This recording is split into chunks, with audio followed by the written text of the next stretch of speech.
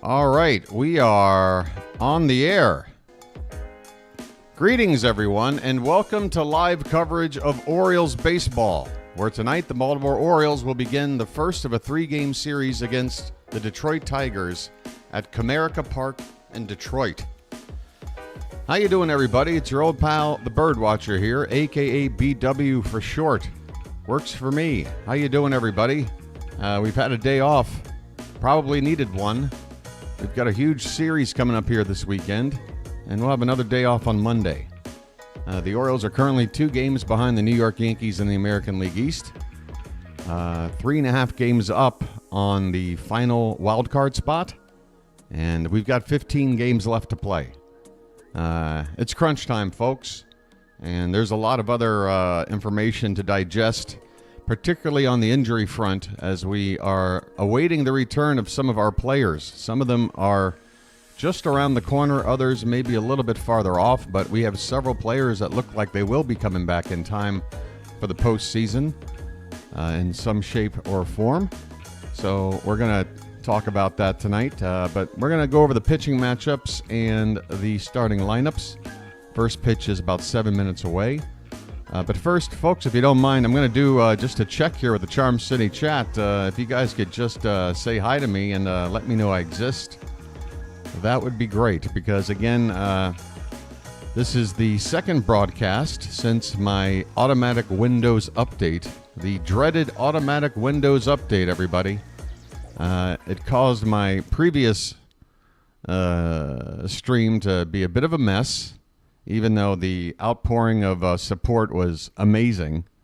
But I got a feeling there's going to be a bit of a delay in the chat because for whatever reason I went to hit the start button on this stream and it took a lot longer than normal for everything to go on air. So if you don't mind, folks, please just say hello.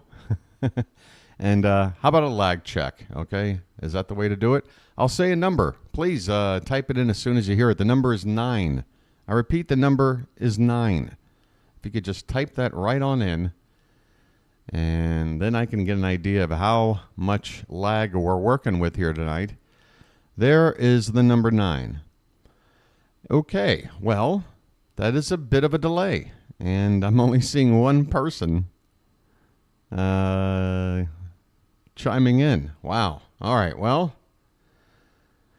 we'll see. Apparently I'm on the air. Not sure what else. Yeah, thank you, Book Doc. It worked.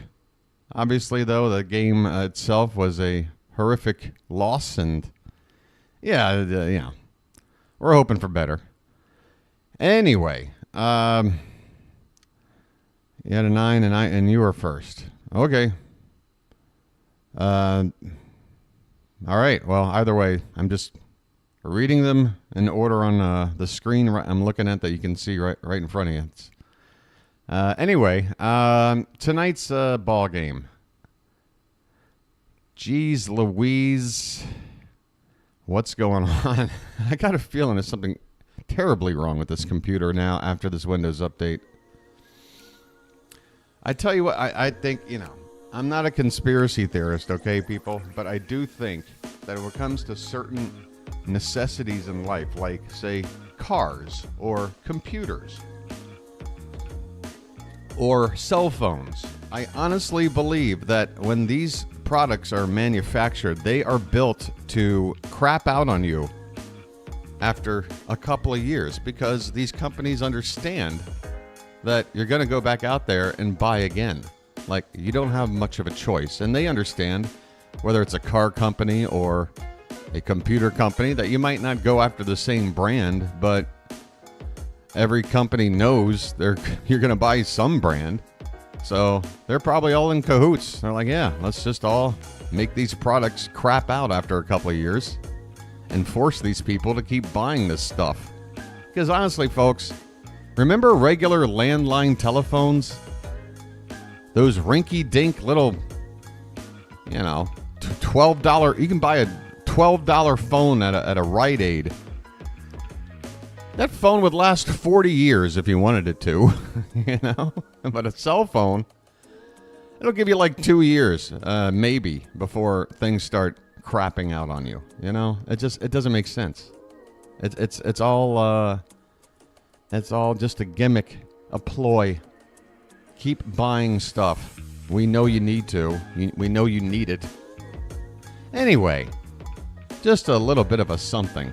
All right, here's your pitching matchup for tonight. Zach Eflin is on the mound for Baltimore, and if memory serves, his last outing wasn't so hot. But then again, my memory isn't too great either. But it feels like the last time Eflin was out there, things didn't go so well for us. Maybe it wasn't all on him, but I think he didn't get the win last time out. And he definitely didn't go 6-7 innings, giving up like one hit like, a couple of starts back? I need to wake up. Let me have a little more coffee.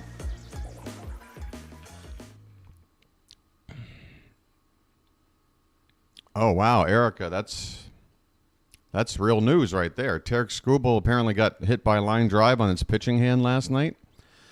Well, again, I don't wish any harm to any opposing players that I don't want to see playing against us because I know they're very good. But regarding Skubal, I mean, if it does work out where we don't have him on the schedule simply because of how the rotation works out, then that's great. Oh, non-pitching hand. I'm sorry, Erica. I'm sorry, non-pitching. That's a big difference. Day-to-day, but we won't. Yeah, so if this is something I talked about nearly 2 weeks ago, looking at the schedule and how it was lining up, I knew we were playing Detroit 6 games out of 9, and I'm like, yeah, let's take a look. Do we play Skubal both times? And I sat there and I looked and I projected it out, and I'm like, wait a minute, if this works out the way it looks, we might not play him either time, which is honestly a giant stroke of luck for us. I mean, we really can't afford to be going after what is likely to be the Cy Young Award winner this season in 2 games in a week, when every game really, really counts right now. And Detroit is playing quite well, folks. Detroit is playing quite well. Okay, they got a record of 75-72. They're just a couple of games over 500, 2 games over 500 at home. But they have been playing pretty well here in September and have kind of thrust themselves back into the equation for the wild card. If they... I don't even want to think about... Let's go over the lineups, folks. While they're right here in front of us, Gunnar Henderson's going to lead off and play shortstop. Anthony Santander will be in right field and bat second tonight. Ced Mullins is batting third. What in the world? Ced Mullins hitting third, playing center field. Folks, I did not do my homework. I was too busy trying to make sure everything was lined up regarding my stream because of what happened last time. So yeah, I'm diving right in with you guys looking at these lineups. Ced Mullins is going to bat third and play center field. Adley Rutschman is the cleanup hitter tonight, and he'll be doing the catching. Ryan O'Hearn will bat fifth and play first base. He has been in a real funk. Eloy Jimenez will DH and bat sixth. Colton Cowser will hit seventh and play left. Emmanuel Rivera will play third and bat eighth, and Jackson Halliday will bat ninth and play second. For the Tigers, I'm not going to try to pretend with some of these. I think it's Parker Meadows in center field. Kerry Carpenter, the DH, will bat second. Matt Vierling, the third baseman, will hit third. Riley Green in left field, the cleanup hitter. Colt Keith at second base, batting fifth. Spencer Torkelson, first baseman, will hit sixth. Perez, right fielder, not confident on the first name, won't try. Same with these last 2 hitters. You got Sweeney, the shortstop, hitting eighth, and Dingler. Dingler. The catcher batting ninth. Folks, the Tigers are wearing what appears to be their City Connects. This is not the Detroit uniform I'm used to. It's got the words Motor City across the chest.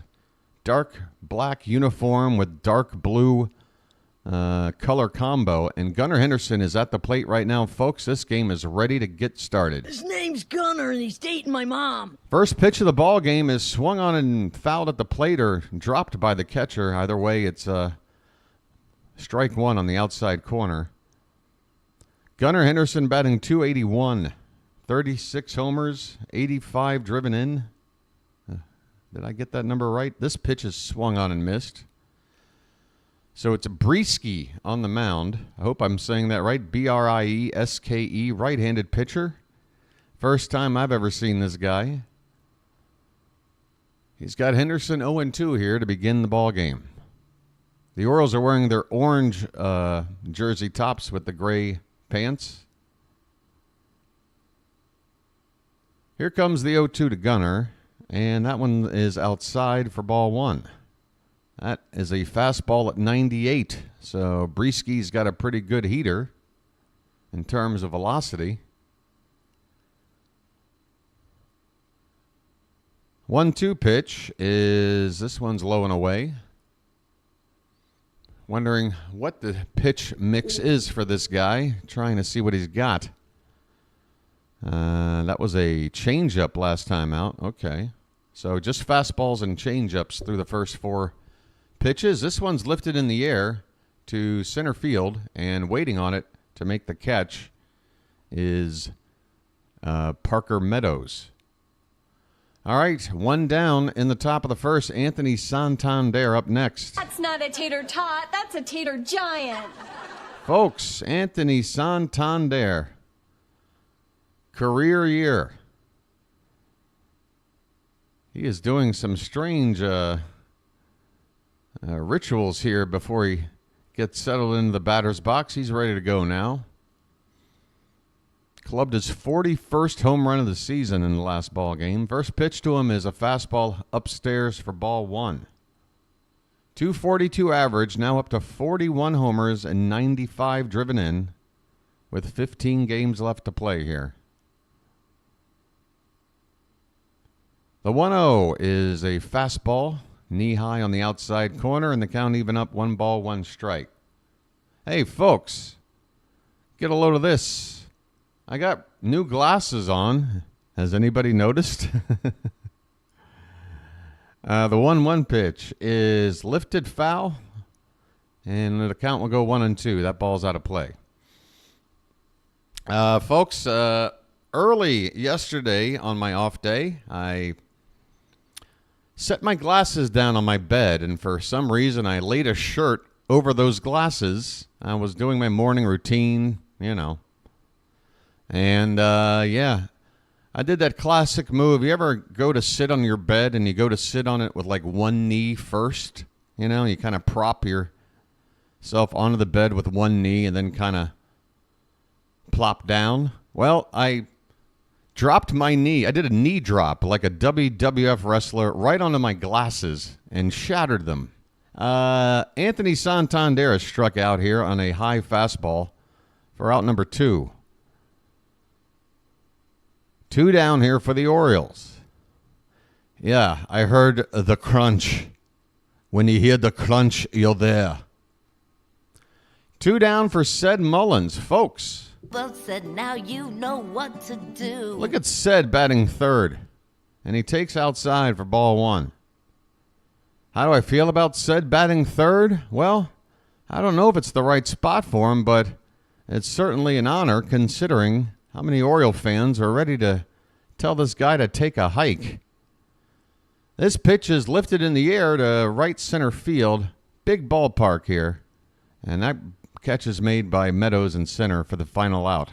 Mullins flies out. The Orioles go 1-2-3. Zach Eflin is about to take the mound.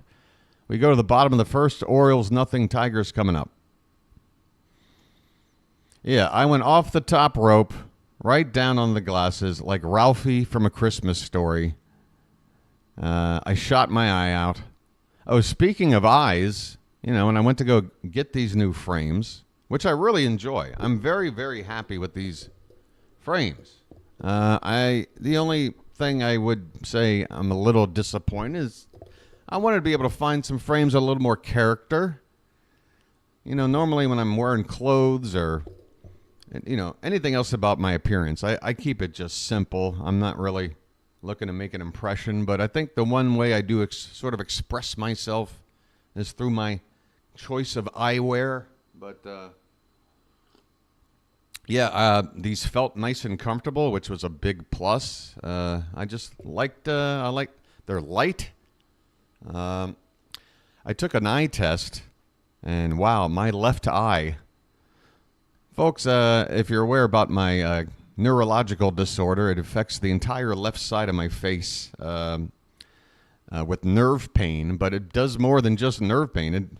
I've had other issues that are all on the left side of my face. Well, now I've come to find out that my left eyeball is drastically declining in its vision. I used to have the same vision in both eyes. I know because they took off these previous pair of glasses and checked the prescription. And then I took my eye test. Turns out my left eye is in some radical decline. But guess what, folks? As long as you can see, they got a lens for that. So right now I am seeing nice and clear for the first time in a while. And folks, I want to thank Zachary Hawley and everybody else a couple of nights ago. Again, technical difficulties with the broadcast. And instead of you guys like going, forget this is a mess tonight, and the Orioles wound up losing. I mean, it was not a good night. And yet you guys, particularly Zachary, I mean, I have to mention his name. I mean, he single-handedly helped me go out there yesterday and buy these glasses. I mean, I've been putting off getting a new pair now for probably 2 years that I've been needing them. But those 2 years sort of aligned with my job loss, so I've just been putting it off. Parker Meadows is at the plate leading off the bottom of the first. First pitch is ball one. Next pitch is popped up to center field, and it's straight away right at Ced Mullins, who barely moves to make the catch. One out here in the bottom of the first. Eflin gets the first out on 2 pitches. Parker Meadows is retired. The Orioles defensively left to right in the outfield. Cowser, Mullins, and Santander. Emmanuel Rivera at third, Gunnar at short, Holiday at second, and Ryan O'Hearn at first. Adley behind the plate. And here comes the first pitch. Oh, that ball is hit hard and deep to right, and that ball is gone.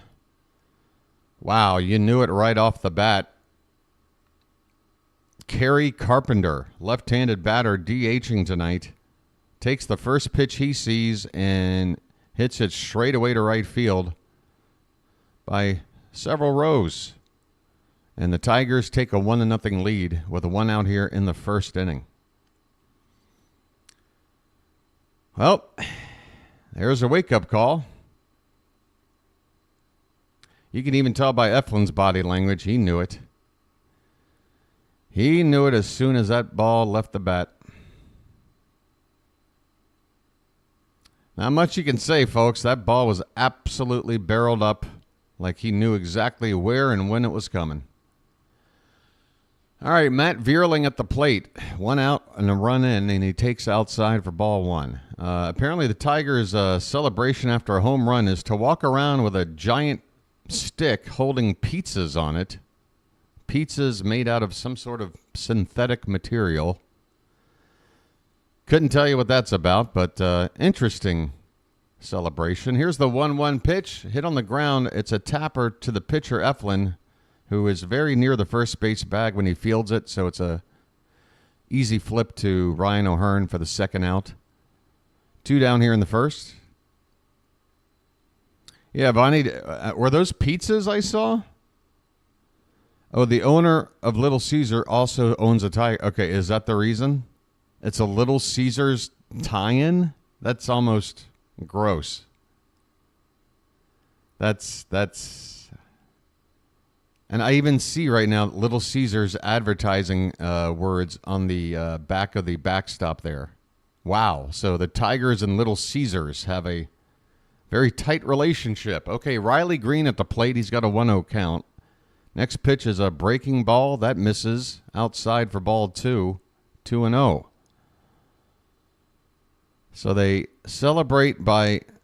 And what is the purpose of having them like on a skewer? They're like 3 pizzas like on a barbecue skewer. Like, why isn't it on like in like one of those classic giant trays that you would have it doesn't even make sense.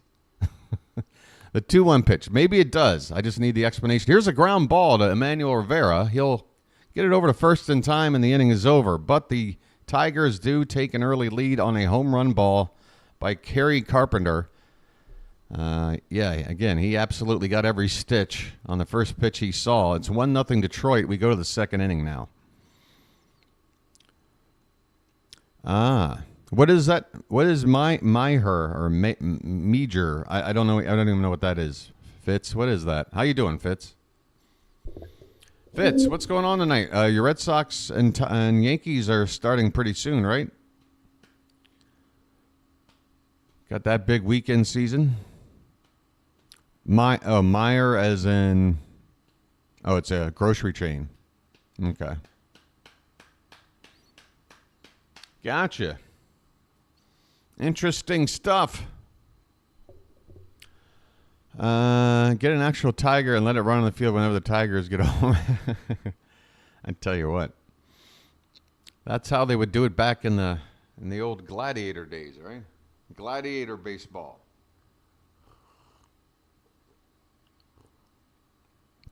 Oh, it's more of like an all-purpose department store / grocery store.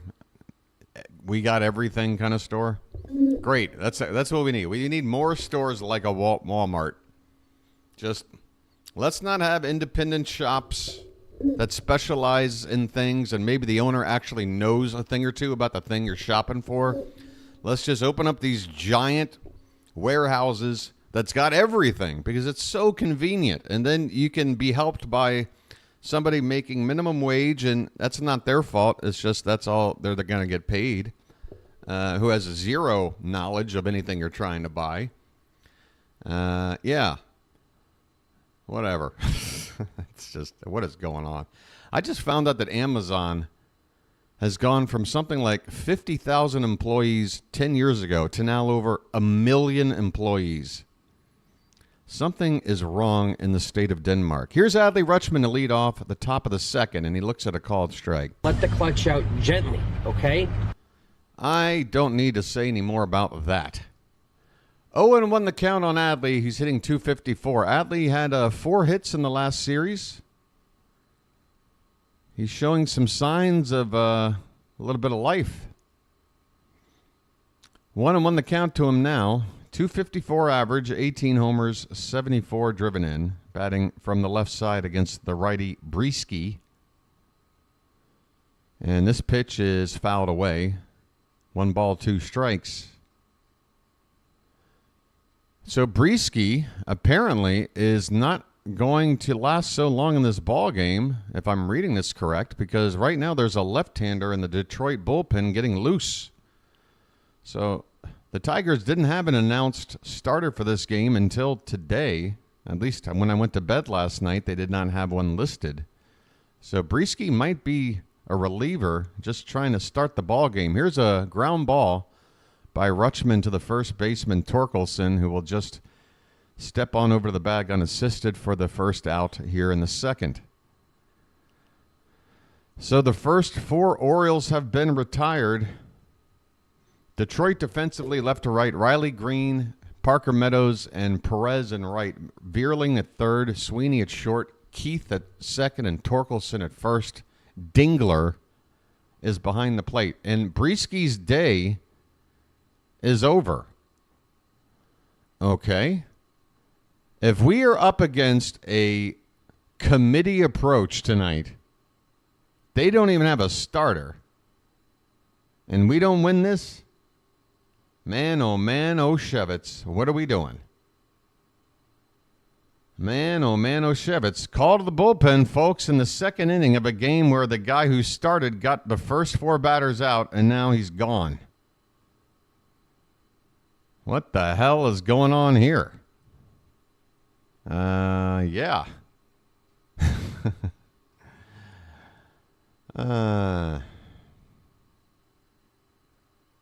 The Red Sox are starting a rookie tonight against the Yankees. Hey, you know what, Fitz? I know there's a very good chance that a rookie could come up in a big game matchup. Is this like his first? Is this like his first start? Like his major league debut? because, yeah, I mean, situations like that, such a huge stage, big series. His name is Fitz.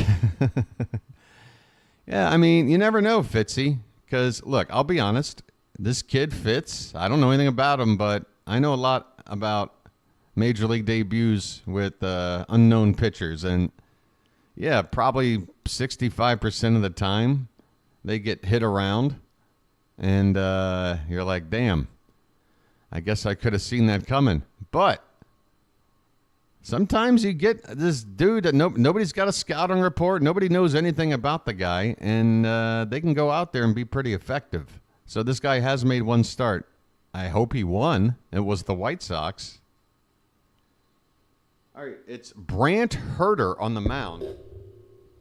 He's made one start on the season, 7 appearances altogether. He's a left-hander, and this all seems by design. With Ryan O'Hearn up, O'Hearn hits a ground ball, and he will be retired on a ground ball to second base. I don't know what's going on. It's like they went with a righty in order for the Orioles to have a large left-handed hitting lineup, and now they've gone with the lefty. Maybe that was the idea. BW, we look terrible. Bruce, are you talking about this game in particular? It's just started, dude. I mean, in general, we're not doing well right now, but I've heard some comments, some quotes from the Oriole players in the media the past couple of days. Eloy Jimenez is at the plate, folks. He's got a 1-1 count right now with 2 down. I'm forgetting I have a soundboard. Ryan O'Hearn was just retired. Lights on. Let's turn and burn. Let's not forget about him. Here's a called strike to Eloy, who now has a 1-ball, 2-strike count. 2 down, nobody on, top of the second. Since the All-Star break. Yeah, so Bruce, it's not a news flash then, right? I don't need to be reminded, man. This is the deal. I'm going to talk about something that the players are talking about. Here's a ground ball to short, and Jimenez will easily be retired. That's it for the Orioles in the second. 6 up, 6 down to begin the ball game. The Tigers are already on their second pitcher. Ah, boy. So, yeah, the players, folks, Dean Kramer had a comment in the past few days, said Mullins. The players are being asked about what the team morale is like right now. And I think the players are being very self-aware and honest about things. They're not trying to sugarcoat it and just saying, well, you know, you have your good stretches and your bad stretches. But, you know, no, they're admitting to it. They're saying, hey, our morale right now isn't great. We've been losing more than we've been winning in recent games, and that hurts. It's not fun. But the general consensus amongst these players is that they really do believe that they've got a very talented roster that can go deep into the playoffs, especially once some of these other players come back.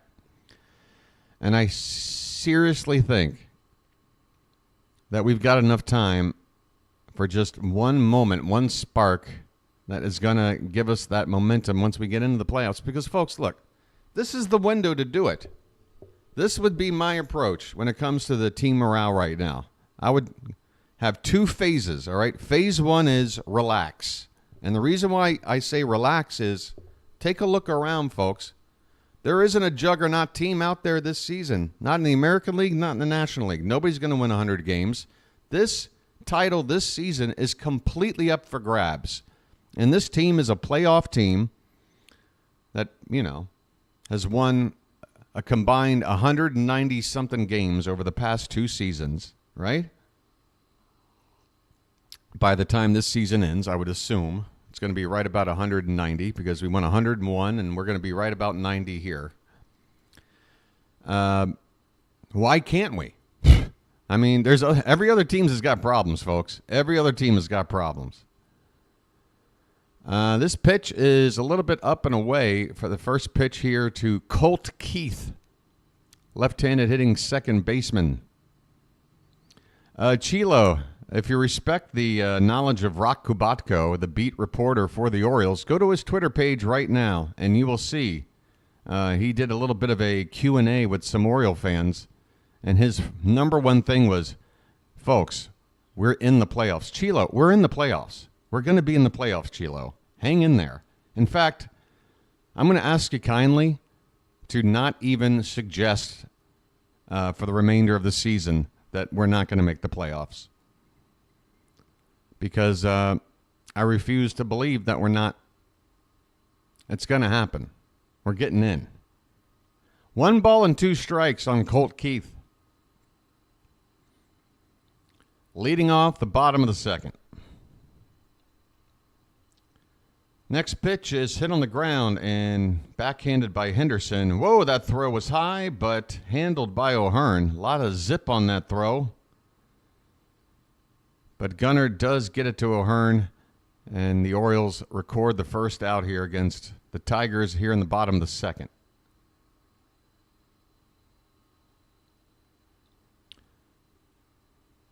All right. Coming up next, Spencer Torkelson. First pitch to him is a strike on the outer part of the plate. Torkelson's batting just .216. This guy was a big prospect coming up a couple of seasons back, but hit a wall this season and was actually demoted down to AAA for a while. But Torkelson has worked his way back to the big club and has returned to playing every day at first base, but still just the .216 average on the season. 1-1 pitch to him is hit in the air behind the plate. Rutschman's going to have a look, but that is well out of play behind home plate. 2 strikes on the batter here and 1 ball.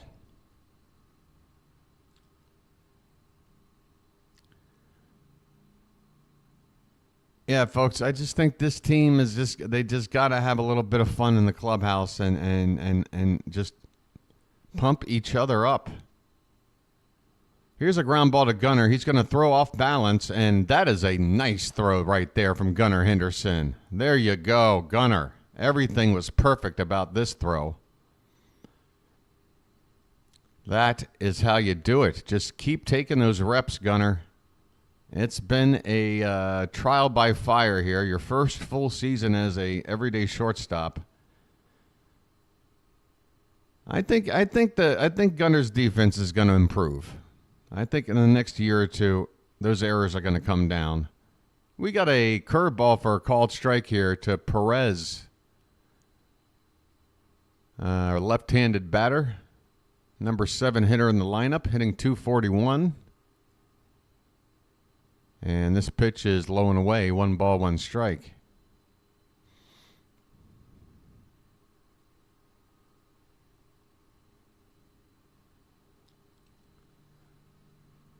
Like another part about the self-awareness that I'm talking about with the team, like the team is on record as saying we know we're being a little bit aggressive with our plate approach. We're trying to swing for the fences too much instead of just maybe waiting back a little bit, try to make solid contact, maybe go the other way. They know. They are not ignoring the issues that the team is facing right now. So Adley, again, he's starting to show some signs of life. 3-1 pitch is popped up. This one's going to go to left. Cowser is over there, and he will make the final out of the second inning. So Eflin gets a clean frame here after giving up that run in the first. We go to the third inning now, 1-0 Detroit. Yeah, and there was another interesting tidbit about Adley Rutschman and when that decline began to happen. I think the date was June 27th when Adley got hit on the hand with a pitch. If you look at Adley's stats leading up to that day, he was hitting at the time even .300. His on-base percentage was about .350, and he was slugging somewhere about .475. So his OPS was well into the 800s. And the decline started from that day forward. So, and if it's a hand, I don't know. I can't tell you if they even mention in this thing I read if it was his throwing hand or not, but obviously if it's his throwing hand, that could explain a thing or two defensively as well. Sometimes it takes time to figure these out, Bruce. I mean, that is the luxury of baseball. You play every day. You know, it's not like football where it's like you got a full week to sit down and just have all this practice and training and doing all these. I mean, baseball is you go out there, you play, you have a little bit of time in the cage in the next afternoon and maybe field a few grounders or whatever, and then you're right back into playing again. It's an everyday sport, and sometimes it's hard to just hit pause and just completely redesign your offensive approach and all that. It's a gradual process, a lot, and also it depends on just some luck on our part. I really think a lot of teams get out of slumps by just starting to hit a few bloops here and there, maybe getting a break, you know, taking an extra base when you can. Here's Colton Cowser. And the first pitch to him is a called strike. Again, Herder, I hardly know her. I would never hurt her. Herder is the lefty on the mound right now. And I think I know what Detroit is up to. These sneaky little punks. Here's a swing and a miss by Cowser. He is behind 0-2.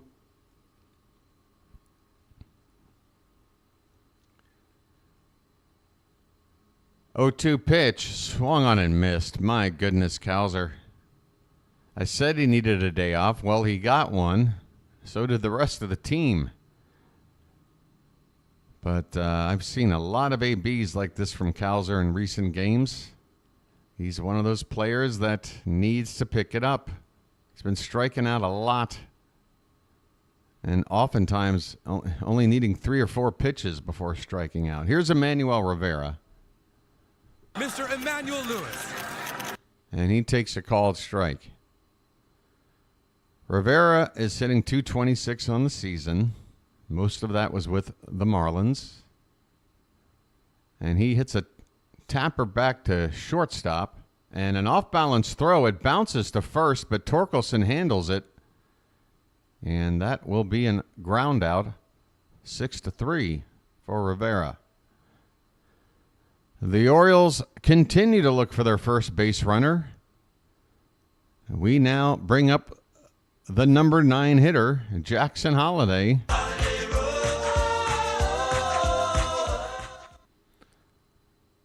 First pitch to Holliday is a called strike that looked inside. That's not going to help.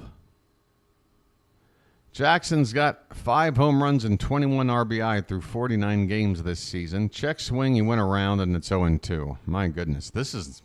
All right, you know what? I'll say it. We're not even through 2.5 innings, and the Orioles do look bad tonight at the plate. I mean, my goodness. It's 0-2 pitch, and that is a little bit outside. Jackson lays off. 1 ball, 2 strikes. I'm trying to think. Gunnar, Tony, Mullins. Did anybody even hit the ball hard yet? I already see the result of this as the website wanted to show it to me themselves. There it is. A called strike 3 looking on a pitch at the bottom of the zone. Holliday strikes out. The Orioles have gone 9 up, 9 down on offense through 3 innings. A third of this game is over. We don't have a base runner yet, and we know our offense is struggling. Holy cow, folks. I'm putting it on. I don't even care that we're not hitting. I don't care. Whatever. It's time. This is divine intervention. I mean, I'm not going to sit around and put up with this crap.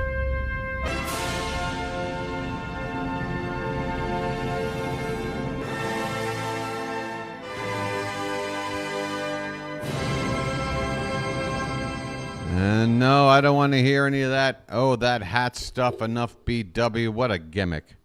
Hey, the last time I put this hat on my head, 2 seconds later, Anthony Santander hit a game-tying home run. Respect the hat. I'm putting it on now. It's had a day off. It should be well rested, and I need the hat. The hat, I've been giving it as much rest as I possibly can all season long in order to preserve it for when we need it the most. And I'm telling you right now, folks, I'm going to be having the hat on a lot through the rest of this month. Well, Bruce, right now it's more of a factor of just who else are we going to call up? You got another middle infielder, you know? Because if it's not Holiday out there right now, it's Livan Soto. You dig? We don't got Mateo. We don't got Westberg. We don't have Arias. Who are we going to, Bruce? We got who we have.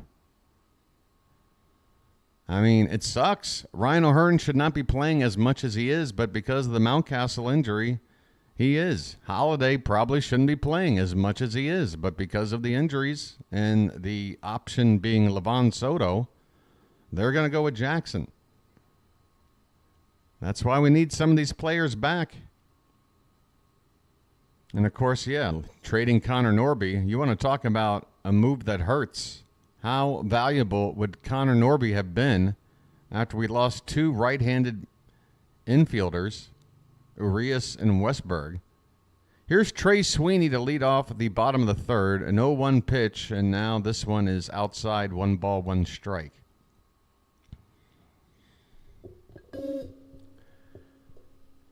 The 1-1 is low and away, 2-1 the count.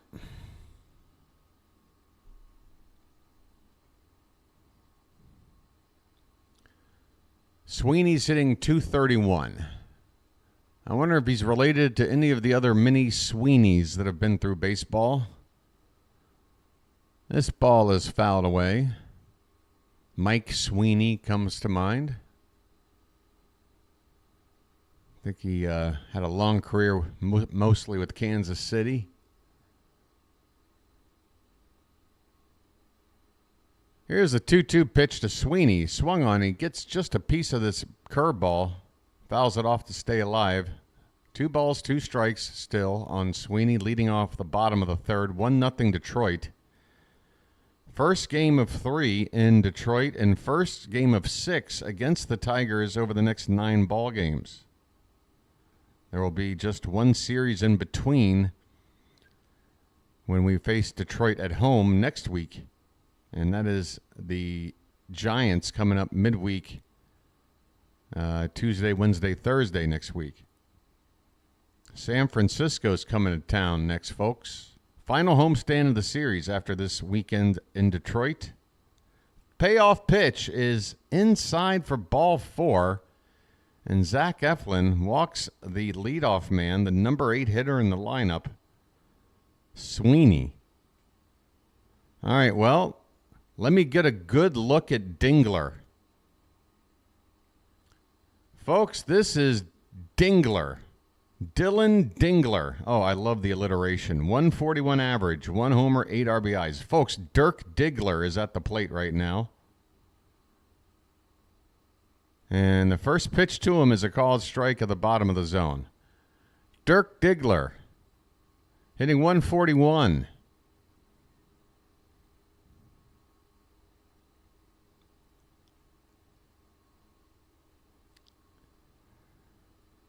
And the 0-1 pitch to Dingler is a called strike, and Eflin with a bit of help. That looked about an inch or two outside on the bottom of the zone. Is Dingler a dangler? I'm not sure. I'm sure the teammates in the clubhouse know. The 0-2 pitch to Dingler is fouled back. We'll do it again. Of course, Dingler, a lot of history with Mendick. There has been a Mendick-Dingler shakeup. A dust-up earlier in the season between the two, if I recall. I think after Dick Lovelady had hit Danny Mendick, then Dingler came in to break it up. Here's a called strike 3, and that pitch was outside. Folks, thank you, umpire. That was not a good call, but it helped us. Well, y'all come back now, you hear? That pitch started outside by maybe half a foot and started to break back toward the plate, but it never got back to the zone. But the umpire thought so. So 1 out now with that runner still at first base. And back to the top of the order now for Parker Meadows. He takes outside for ball 1.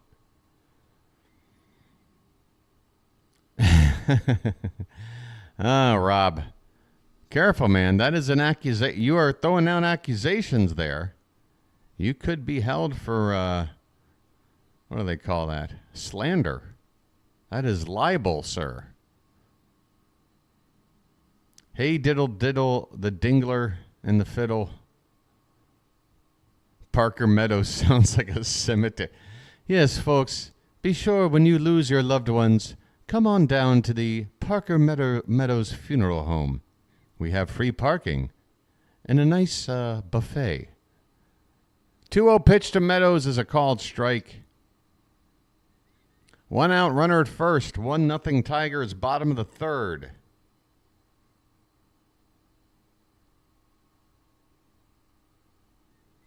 Well, at least there isn't a guy on this team named Parker Dingler, because that would just be too much. Parker Dingler? Where? You kidding me? The lot is full. Where am I supposed to? The 2-1 pitch is not a strike. Rutschman framed it. Man, come on. Rutschman framed it. That was an inch outside, but come on, ump. Your strike zone's been pretty wide here. The count is 3-1 now on Meadows. Harry Dingler. Swing and a ground ball, and that is through on the left center field side for a hit. A run scores, and first to third. Oh, my goodness. It's 1-0 Detroit. Excuse me. No, it's first and third. So it's first and third with 1 out. And now here comes Carpenter, who hit that home run to make it 1-0 in the first. He's up there now with first and third and 1 down after a ground ball in the left center field by Parker Meadows. All right, folks. Here we go. Eflin now facing Carpenter. Let's see if Eflin's got the confidence to try to keep something around the zone, get some strikes. You don't want to put this guy on. Oh, he goes right after him. Looks like an off-speed pitch, below 90. Carpenter was out in front of it. Swing and a miss. 0-1 the count. I'm not sure if Eflin really wanted to throw that pitch in that spot, but we got away with it. This pitch is off the plate outside. 1 ball, 1 strike.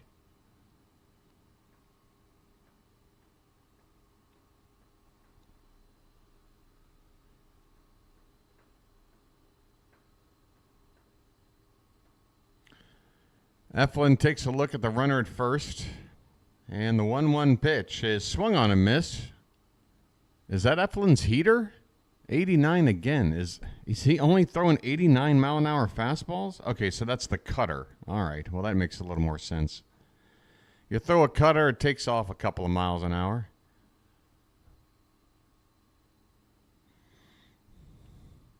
The 1-2 is swung on a miss, and that looked like the cutter again. Top of the zone, strike 3. Folks.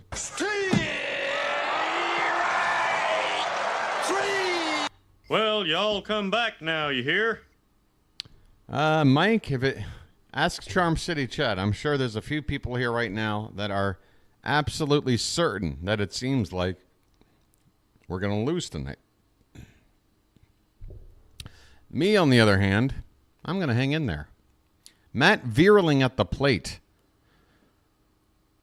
Right-handed bat, third baseman. 2 down, runners at the corners. Pitch is a called strike on the outside edge.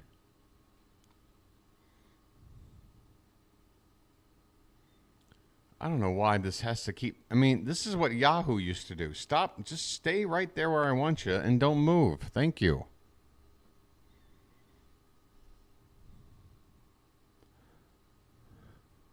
Here's a comebacker to Eflin. He scoops it up, throws to first, and the inning is over. So there you go. Eflin gets into trouble. Runners at the corners with only one out, and he gets out of it with a strikeout and a comebacker. We head to the fourth inning, 1-0 Detroit. All right. The hat is on, and now the team is coming up to hit. This is the first time the Orioles are coming up to hit with the hat on. Let's see if we can do a little bit better. Second time through the order, Gunnar Henderson will be up first. You heard? You heard? I need a lucky. So again, folks, these glasses, like, come on now. I want some compliments here on the eyewear.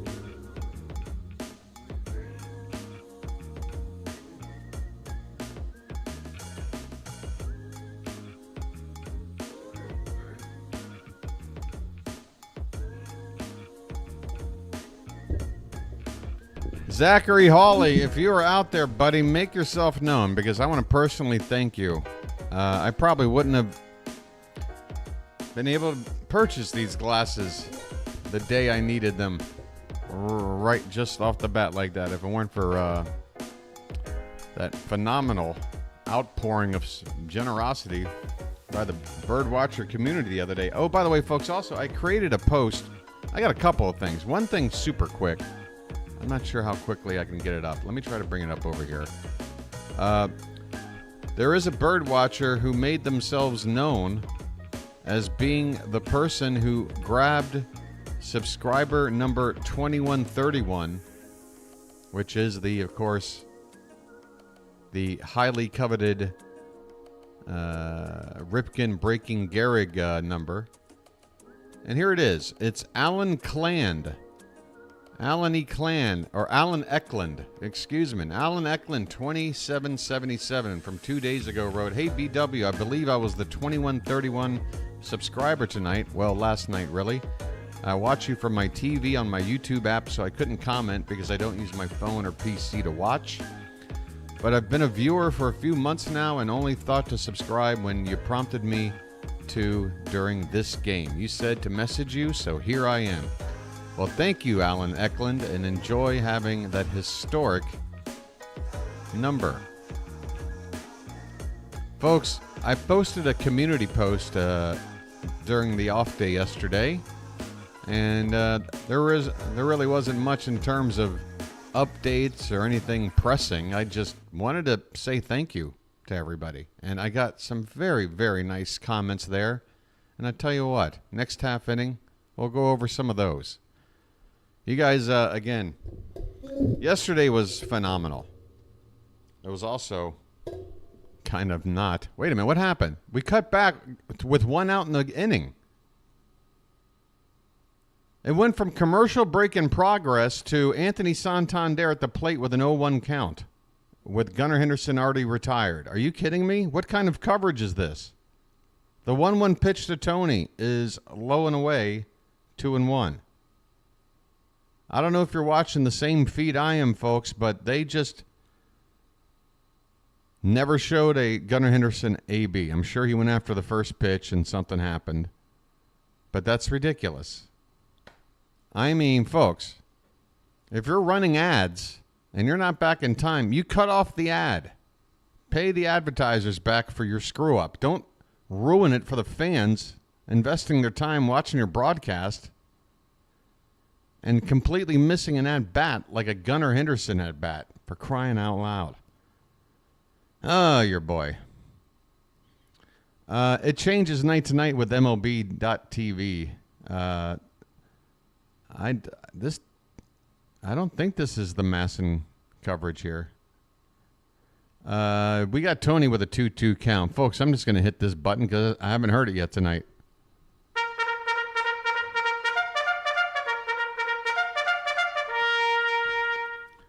Tony hits one foul off to the right.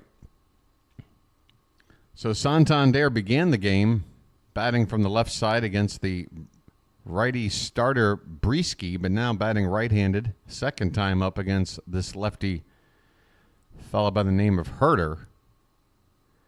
2-2 count. And that one is hit on the ground. Off the end of the bat, it seems. An inside-out swing. And that is a soft ground out to second base for out number 2. Man, the Orioles. You would think they were facing Tarik Skubak right now. I mean, this is anemic. Anemic. 11 batters, 11 retired to begin the ball game. 2 down in the 4th. Here comes Ced Mullins. Well said, now you know what to do. Folks, if this game doesn't get better, then something is wrong in Denmark. Something is wrong in the state of Denmark. Mullins shows bunt, and he's got a called strike.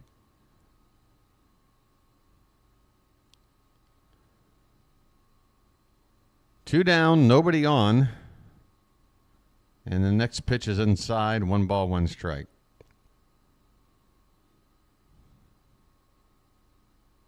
Herder has thrown to 8 batters so far, and he's had a first pitch strike against every single one of them. Here's a swing and a foul ball, and the count now 1-2 on Mullins.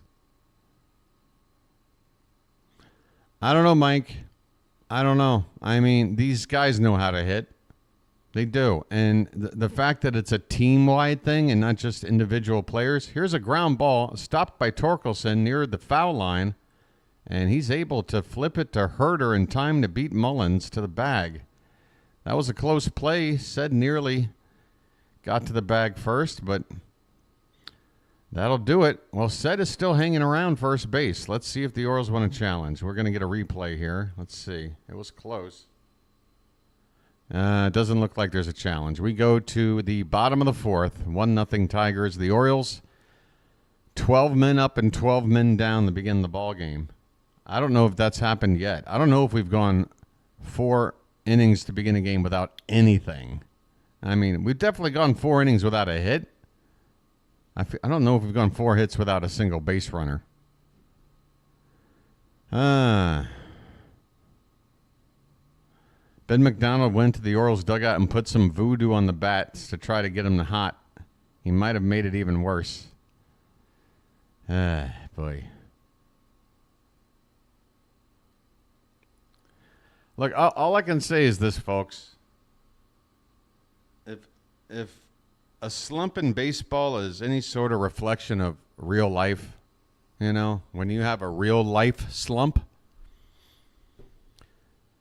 you know what it does when you eventually get out of said slump? You come out stronger. Once you find your feet, that slump taught you something. That slump sucked, but it served some sort of purpose. I'm not saying I prefer a slump. I would love to never have a slump. But if you get a slump, know this. You get out of it, you're going to get out of it with some strength, some emotion, some heart.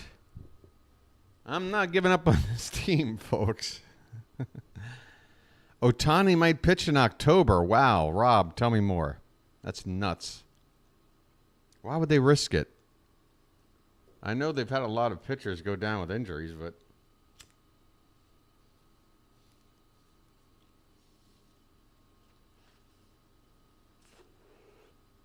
special lucky time as we go to the bottom of the 4th.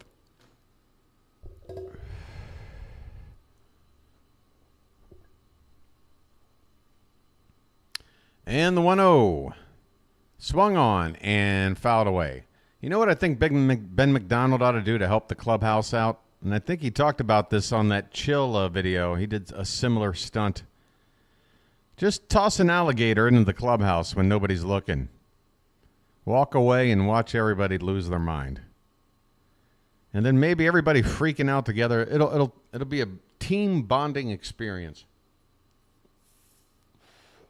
2-1 the count on Riley Green. And the pitch is outside, 3-1. Or, hey, we got an off day on Monday. How about you just get the team together for a nice old-fashioned game of donkey basketball? Just go out and rent 10 or 12 donkeys and let's go. Let's play. This pitch is fouled away by Green, and the count has gone full. Throw an alligator into the Tigers' locker room. Either way, just do something very Louisiana-y, okay, Ben? Here's an opposite field hit. Man, I tell you what. Riley Green got a pitch up and in and took it the other way somehow, serving it into left field for a leadoff single in the fourth. Third hit of the night for the Tigers.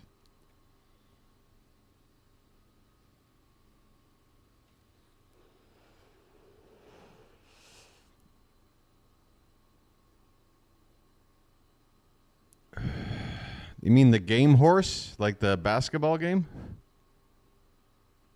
Donkey? You have to spell out the word donkey? No, you have to sit on a live donkey and go up and down the court. But Ben McDonald explained it completely. You got to make sure you lay a tarp down. You can't scratch up the surface. Colt Keith is at the plate. He takes ball one.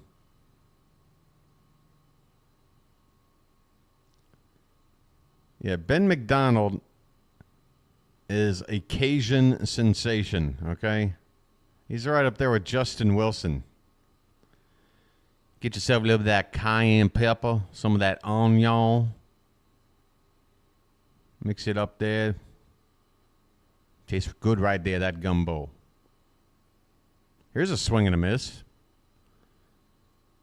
2-1 the count on Colt Keith. Runner at first, nobody out. Tell you what, 6:30 start time in Detroit is even crazier. I mean, it is September now. The sun is starting to set a little earlier. And this one's fouled back. But, man, during the middle of the summer, 6:30 start time in Detroit, they probably still have sunlight by the time they get to the eighth inning. This is the most western team in the Eastern time zone, if I'm correct. So they really do have about an hour more of sunlight than we do here on the coast. 2-2 the count on Keith. Runner at first, nobody out.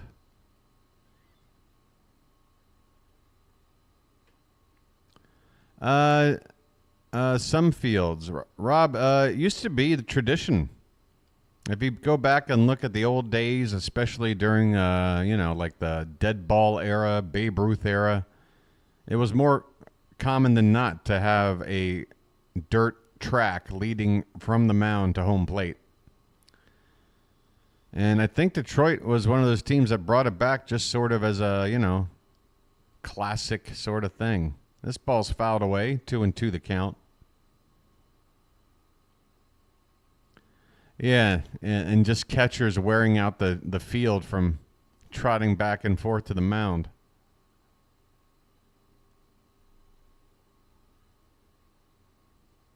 Here comes a 2-2 pitch to Keith.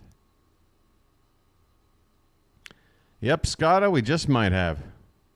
We all forgot. We all took roofies. We're in a daze right now. Full count on Colt Keith. Riley Green will probably be off with the pitch on this one. Here it comes. And that is that a strike or not? I don't know, but the runner is safe. Check on this. That ball beat him to the bag. Gunnar looked to have applied the tag. Brandon Hyde is waving. I think this is a guaranteed challenge coming up here. Adley with the throwdown. It's in Gunnar's glove. How did he miss it? It's in his glove. Where are you putting the tag, Gunnar? Gunnar couldn't tag him. Gunnar started a tag near the hand, then he changed his mind, went closer to the face. He just kept moving the glove around, doing everything but just simply touching the guy. Ooh, but that right there. Go back a few frames. He might have got him right around the elbow before those fingers touch. Did we not challenge? We are challenging. Yeah, I don't know if they're going to overturn it. What they got to do is go frame by frame on that one angle to see if you can see that glove hitting the elbow before the fingers of the runner touch the bag. But with the one look I had, it looked too close to overturn. Either way, Gunnar Henderson really, I don't know how to excuse this tag attempt. I mean, yeah, that right there. Just now move it back where the fingers aren't on the bag. Yeah, right there. Stop. That's an out. That's an out. Right there. This is going to be an out, folks. This is going to be an out.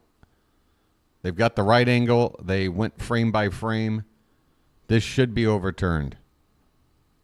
But, man, Gunnar, again, just sort of waving the glove around instead of just slapping the tag somewhere. This might take a minute. Looks like the home plate umpire is on the mic and ready to give us the call here. Here we go. Give me the out sign. He is out, folks. He is out. See you later. Come on, folks. We got Adley Rutschman throws out the base runner. Hit the bricks, pal. You're done. Well, when you gotta go, you gotta go. You get nothing. You lose. Good day, sir. I mean, when I saw the initial play, I thought he had the tag on him. And then we start looking at the replay, and I'm like, why is this glove just sort of wiggling around, not really touching any part of his body? But they eventually found the right angle with a nice freeze frame, and you could see it. This ball is going to get dumped into right field by Spencer Torkelson. So that is a huge, huge challenge now, because this little dunk shot by Torkelson would have easily scored the runner from second base. Instead, with 2 down, it's now just a runner at first base after this hit. Perez at the plate now, 0 for 1. And he takes a curveball outside. 1 ball, no strikes. Eflin's pitch count now is at 61 with 2 down in the 4th. It's, right around 15 per inning, but he needs to hurry up and get the final out, or else it's going to move up a little bit. Here's a ground ball foul to the right-hand side. 1-1 the count.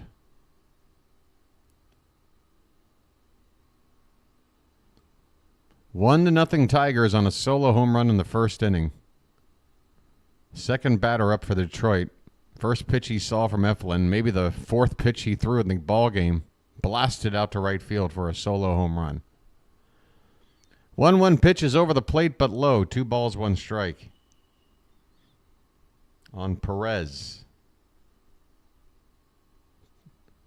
Torkelson at first.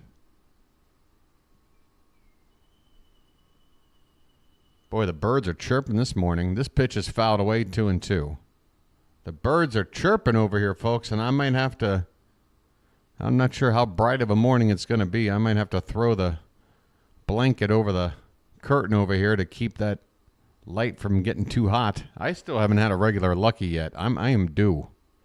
I need a regular Lucky. 2-2 pitch is a chopper toward third. Rivera handles, throws across the diamond in time, and this inning is over. Zach Eflin works out of a mini jam here. After giving up 1 base runner, he gets caught stealing. He gives up another hit, but then gets out of the inning. We head to the 5th now.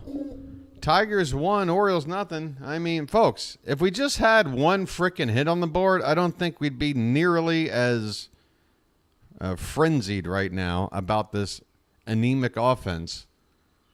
But the fact of the matter is, we don't have a hit. And, yeah. This is the 5th inning coming up. This is the halfway point of the ball game. It's time to get going. It is time to get going. We don't even have to necessarily score in this inning. We just have to show that we're getting on base. For crying out loud. I need a Lucky. Oh, yeah. So some of the other really nice comments coming in after I basically just thanked the community, folks. I mean, if you didn't get this message, I'll just say it right now. I'll cut to the chase. I give you a little bit of an intro, but I say thank you for welcoming me in as a voice for the team that you love. Thank you for devoting your time both to the O's and to hanging out together in this growing community. Thank you for allowing me to grow into this role and make mistakes along the way. Thank you for tolerating a pretty low-budget presentation compared to the average YouTube channel as I strive to build this thing from the ground up. And thank you for supporting my efforts to continue to do this for years to come. And finally, thank you for just spending time watching baseball together with me. I mean this with the utmost sincerity. When I took on this idea, this experiment to start calling games from day one and not stop, all I wanted was some people to share this journey with, this beautiful game, this charming city, these seasons that we lived through together. It means everything to me. I go on to say a few more words, but, just look at some of this stuff, folks. Book Doc, I got your message right here. Book Doc said, hey, the broadcast brings me back to the days in the 70s where I listened in on WBAL at night doing my homework when school was in session. Right now I stream on the good computer and sometimes play a stupid war game or sit 10 feet away at the work computer and try to have a work life right now, mostly writing, editing sports books. I'm a little jealous of your idea. Hey, Book Doc, don't get jealous. But I never could have done it. It is obviously your passion. I must have been one of the first to sub as I was already sick of looking for streams like I had the year before. Streaming channels don't let you change the resolution, and both computers choked on them. At about the second or third game is when I started to look elsewhere. I don't think I've missed a game. Slept through one, but just watch the replay like it was live without checking the score. That is just one comment. Thanks for broadcasting the off days. Leave me a little empty. By the way, I think we just had a magic membership go by. Was that a magic membership out of the corner of my eye? Nice binoculars. Nice binoculars. Let's check it out. Message for you, son. Derek Holmes has just gifted a membership to a random bird watcher. Congratulations to Deshaun Hodge. And Derek, thank you for your generosity. And yeah, folks, you don't have to throw super chats to me to support the channel. Hook somebody up with a membership. You know, that's sort of pleasing two people at once. Which, By the way, why is this still a commercial break? This game has got to be back on by now. I feel like I've been talking for 5 minutes. Here we go. Oh. There's one out already. What is going on with my stream tonight?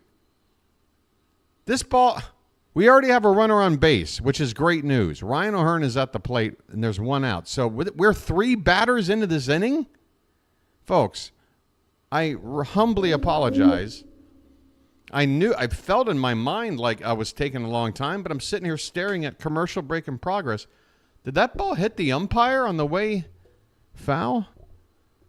Who's on first? What's on second? I don't know who's on third. Wait, there's nobody on base. What? I'm losing my mind. Folks, total reset. Reset. Ryan O'Hearn just struck out. There's 2 down with nobody on base, and we have yet to get a base runner. I don't know what the hell's going on. Adley Rutschman had an AB, and it went as a putout of some sort. I don't know what's going on with the broadcast tonight. Everything's seemingly working fine. They're just not coming back to the game in time.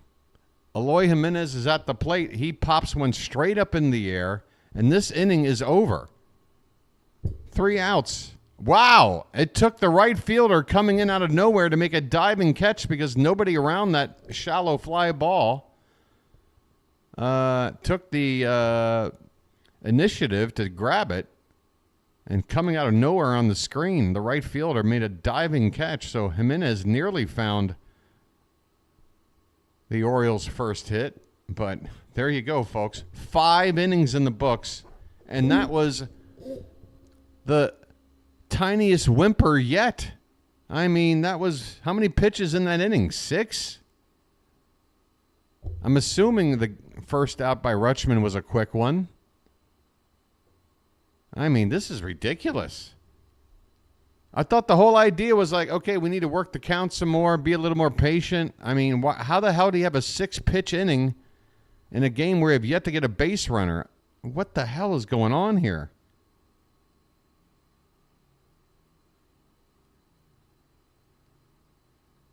I mean, these two nobodies, not even a real starter involved, have combined now for 5 innings on just 53 pitches. We're seeing 10 pitches an inning. This is inexcusable. What are we doing at the plate right now, people? I mean, right now, if you're out there who perpetually say our offense sucks, look, right now I'm in full agreement with you. This is rock bottom. This is bad, and it is not good enough. This is bad. I don't know what the hell's going on right now. But, I mean, when we're up to bat and we got most of our guys sitting in the dugout, Brandon Hyde has got to be saying something. The hitting somebody's got to say something.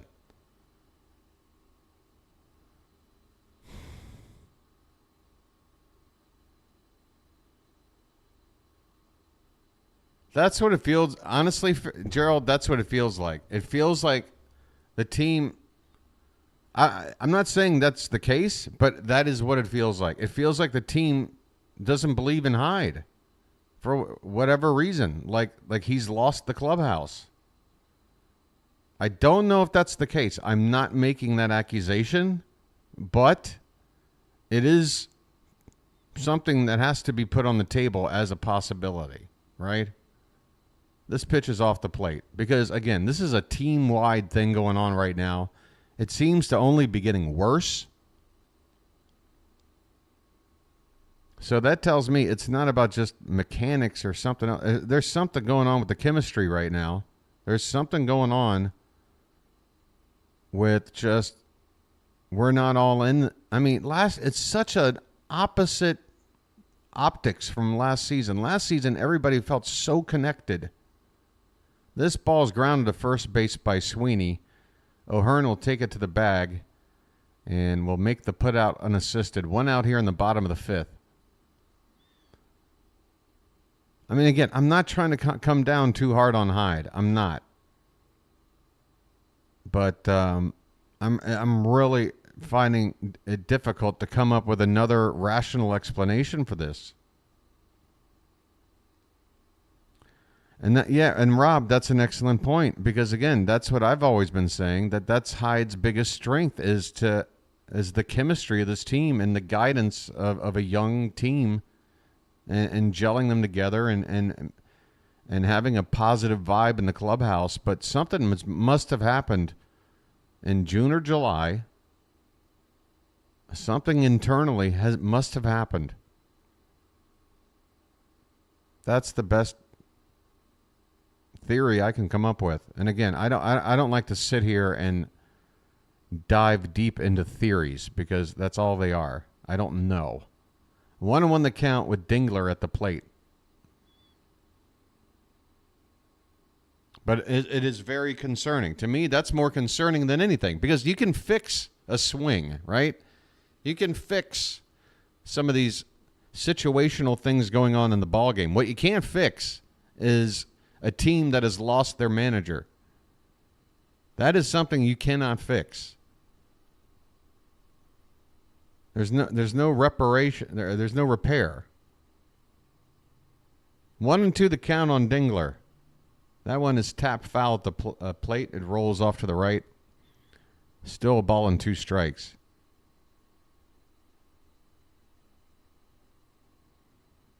I just can't understand what the moment would have been for the team to lose. I mean, because this, again, Brandon Hyde sat there and guided them to 101 wins last year. Dingler with a line drive to left, but Colton Cowser's right there to make the catch. 2 away in the bottom of the 5th with the bases empty for Detroit.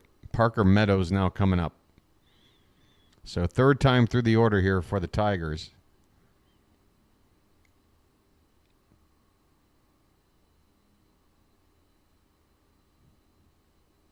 My thing is this, though. I mean, if the team have a legitimate gripe with how they're being managed, that's an understandable situation. But what you don't do is take a team that's already playoff bound and just fade away. Like, all right, you're not trying to win this for Brandon Hyde. You're trying to win this for the city of Baltimore. So if there is an issue with Hyde, figure it out in the off season. But right now, have some pride for the city and go out there and try to win and execute.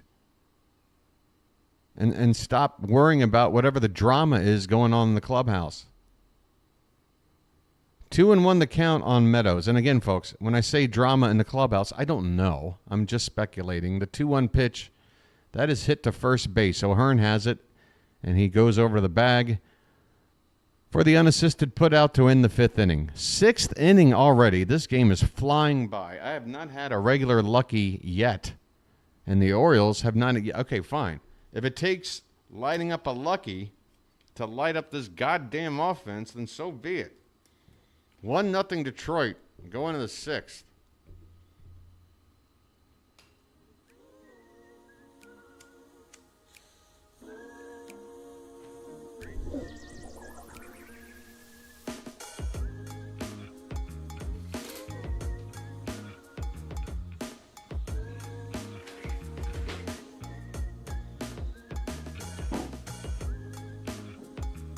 I mean, I feel like an idiot.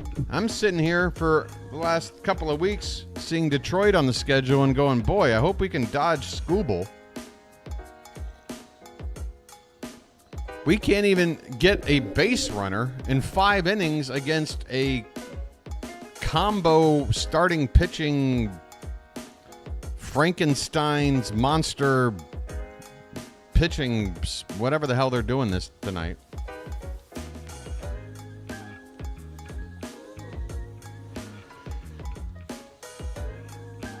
Tell you what, folks. 15 games left in the season, man. I don't know. Somebody in this club, and that's the other thing, Rutschman should be the leader in the clubhouse. So if Rutschman is struggling and Rutschman has got a problem internally with how things are being, managed, that is not going to spell a whole lot of success for us in the playoffs, is it? This team's got to come together, man. Every season counts, folks. Can't take anything for granted. First pitch to Colton Cowser is a called strike on the outside corner. Everybody's 0 for whatever, so there's no point in me even talking about it. You're either 0 for 2 or 0 for 1 if you're an Oriole hitter right now in this ballgame, in the top of the 6th. Here's a swing and a miss, and it's 0-2.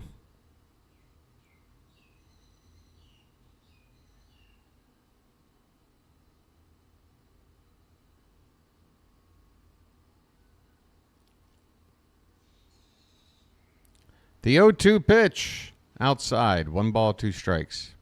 Waste pitch there from Herter, who's up to 40 pitches now. No idea how long he plans to last in the ballgame. Don't know what kind of pitch count he's on. Here's a called strike 3, and that pitch was low. And Cowser, I can't blame him. I mean, he's already struggling, and now he's going to get a called strike 3 on a pitch that was low. The catcher, Adley framed a pitch earlier in the ballgame. This catcher brought the ball back up like a half a foot, and the umpire bought that frame. Are you kidding me?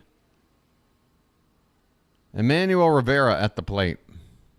Mr. Emmanuel Lewis. And he takes a big cut and a miss. It's 0-1. I mean,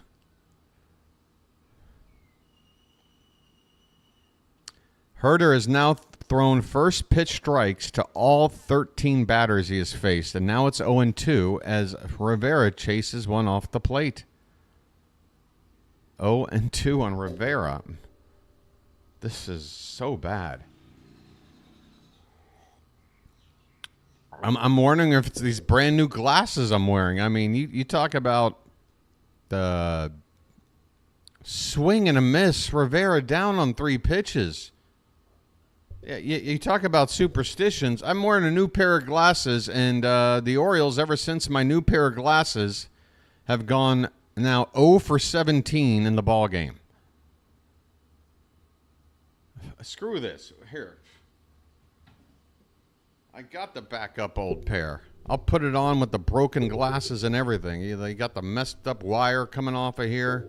You can see how split. This thing's all jacked up. Whatever. I mean, screw it. Holiday's at the plate. 0-1 the count. Fine. I'll put these on. Check swing, and what happened? 1-1 the count. There. This is probably a very bad idea because I've got a different prescription now, and my eyes are just adjusting to that. But I'm willing to do anything.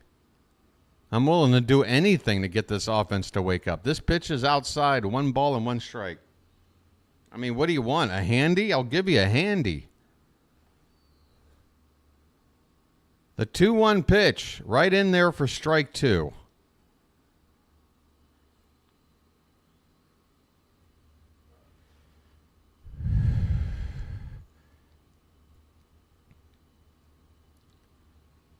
The 2-2 pitch to Holiday is low. Full count.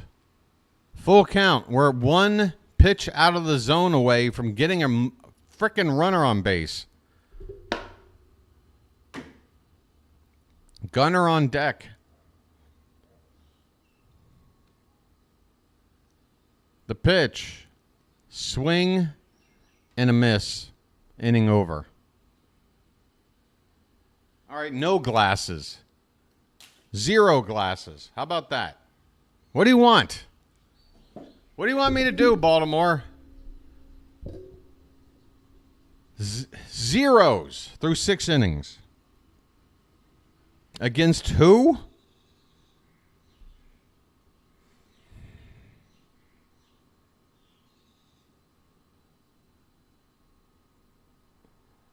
Oh, your boy is getting frustrated right now, and I know you guys are too. So I'm not trying to add fuel to the fire here, but I just know these playoffs, I mean, you can count the days down, folks. It's not far away.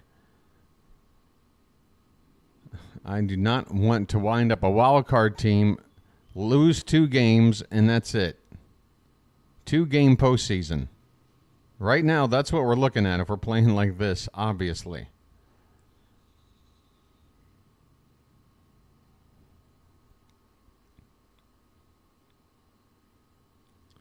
Team's got to get it together, man.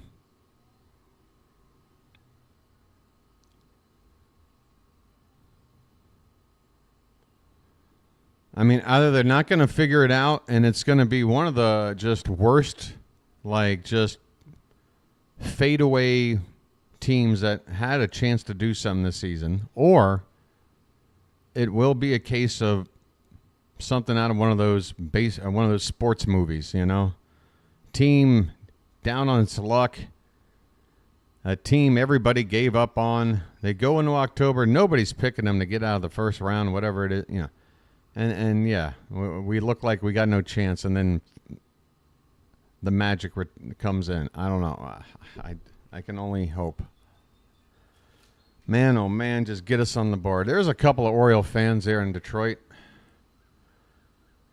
First pitch is a called strike from Zach Eflin to Kerry Carpenter. I got to put on my new glasses again. I'm sorry. The gimmick didn't seem to work, and I got to get adjusted to these puppies.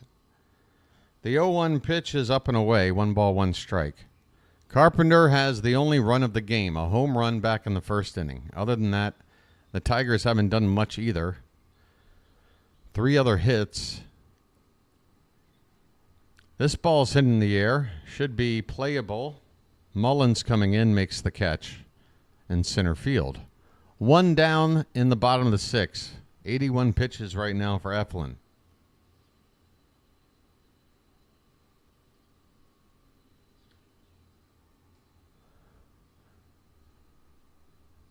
All right. Matt Vierling up now for the third time. He's 0 for 2. And he takes a swing and a miss.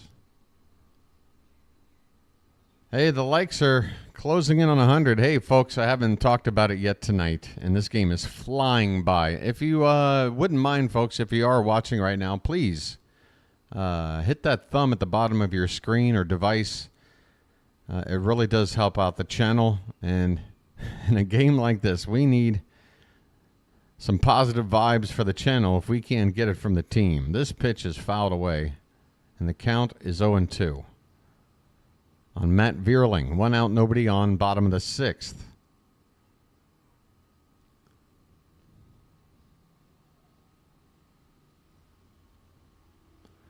Yeah. I mean, if this game doesn't turn around, I'm sticking around to listen to the post-game show if it is available to me. This ball, or the post-game interview. This ball's hit in the right field, right to Santander, who makes the catch. 2 down in the bottom of the 6th. Eflin is 1 out away from a very quality start. But he has had 0 run support. He hasn't even had run support. He hasn't had hit support. He hasn't had walk. He's had no support. First pitch is off the plate to Riley Green for ball 1. Green had a base hit his last time up in the 4th, 1 for 2.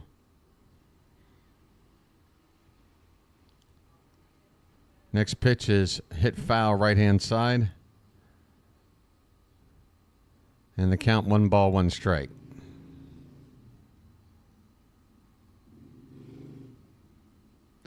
Robert, look, if this team fades out like it's fading out, you bet your bottom dollar. We do need a new manager, and that is something I do disagree with like Rock Kubatko and some of the other bigger names in the Orioles, coverage situation. Ryan Ripken, for example. I think a lot of guys aren't gonna say it right now, but I will.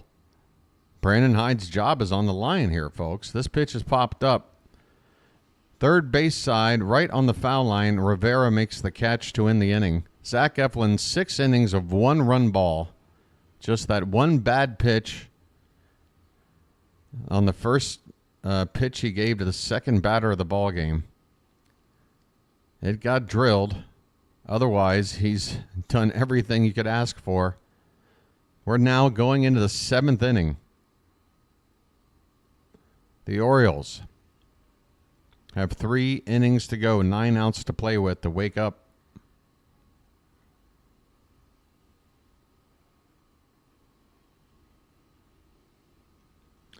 I don't know if it's about a call out, though, Robert. You know what I mean? Like, I don't feel like the way to fix this team right now, if the morale is down, is for somebody who is performing to point at everybody who isn't and go, hey, you need to do better.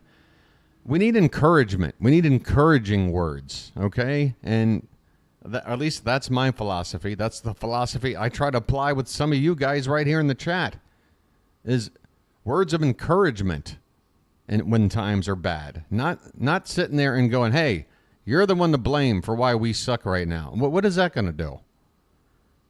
You know what I'm saying? It needs to be a positive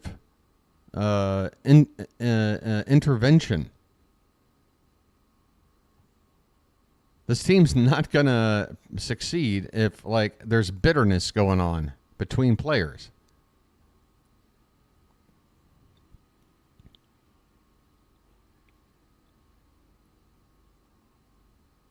Somebody's got to be in charge, though. That's the whole thing. Somebody has got to be in charge. And the buck stops with Brandon Hyde. I mean, you want to have a team leader in the clubhouse on a particular player. It feels like Adley Rutschman is that player for us. So I kind of have to hold Adley accountable a little bit as well. But again, I don't know what the problem is. Why? What is really going on behind the scenes? This pitch to Gunnar is low and away to begin the top of the 7th. Let's go, people. His name's Gunnar, and he's dating my mom. Let's try. This pitch is low and away. 1 ball, 1 strike. Or excuse me, 2 balls, no strikes. 2-0. Have we had a 2-0 count tonight? I don't know.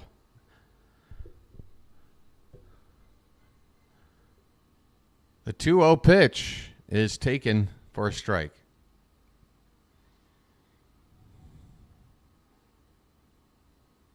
Robert, I know they need to do better, and I know they get paid money. But what I'm saying is the solution to fixing problems isn't necessarily just saying, hey, you're sucking, you need to do better. Okay? Like, maybe that works to motivate some people. I don't think that works for everybody. I think there just needs to be more of like, look, let's address what's going on here. Let's hold ourselves accountable for what's wrong here. Not call out individual players or whatever. And then be like, look,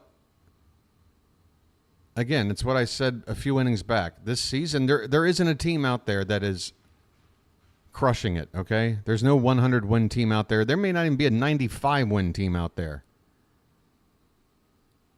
Full count on Gunnar Henderson. So my point is like, just let the players just have that sense. This postseason is still something we can make an impact in this postseason. We can go deep into this postseason if we just get our act together.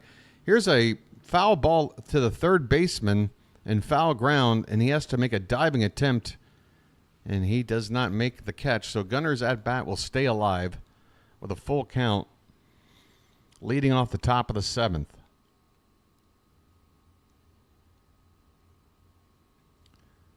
I mean, there. One thing is for certain: it can't be this bad for any significant length of time. This is bottom.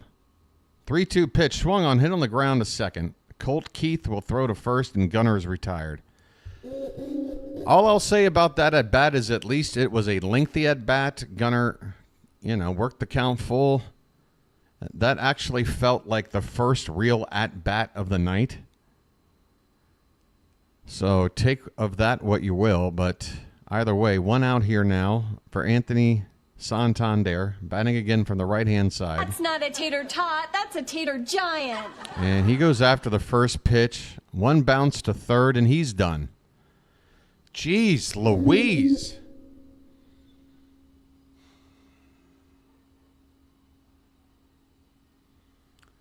Two down in the 7th. Nary a base runner.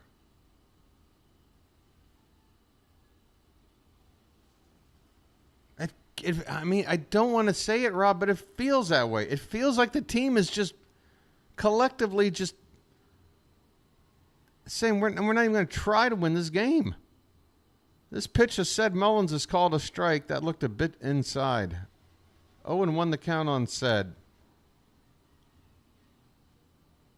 Here's my problem. Like, if this is a relationship that is broken between manager and players, if that is the case, then it's something that has been building now for a while. So if it is the case, I put onus on the players as well, because if the players are going to play like this, they should have played this bad 2 months ago, and maybe we would have gotten a new manager in. But there's no time left to make a move. There's not going to be any moves. Sed Mullins just swung at absolute garbage, just a one-handed. Folks, this feels like we're not even trying. This is the worst I've ever seen, and I'm at a loss for words. This really disappoints me. This is not the Orioles team I know. And I'm not talking about, oh, look at our swagger. We're the best. I'm talking about let's just show that we're trying. And right now we're not. We're not showing it.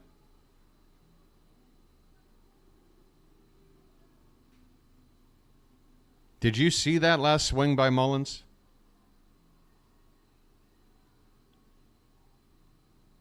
That's not the swing of somebody who is like saying, I got 2 strikes, I got to protect, I got to keep this at bat going. That was just like I hope I get contact. I don't know.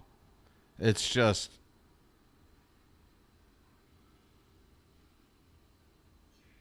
Right, Rob? I mean, What the hell is going on here, man?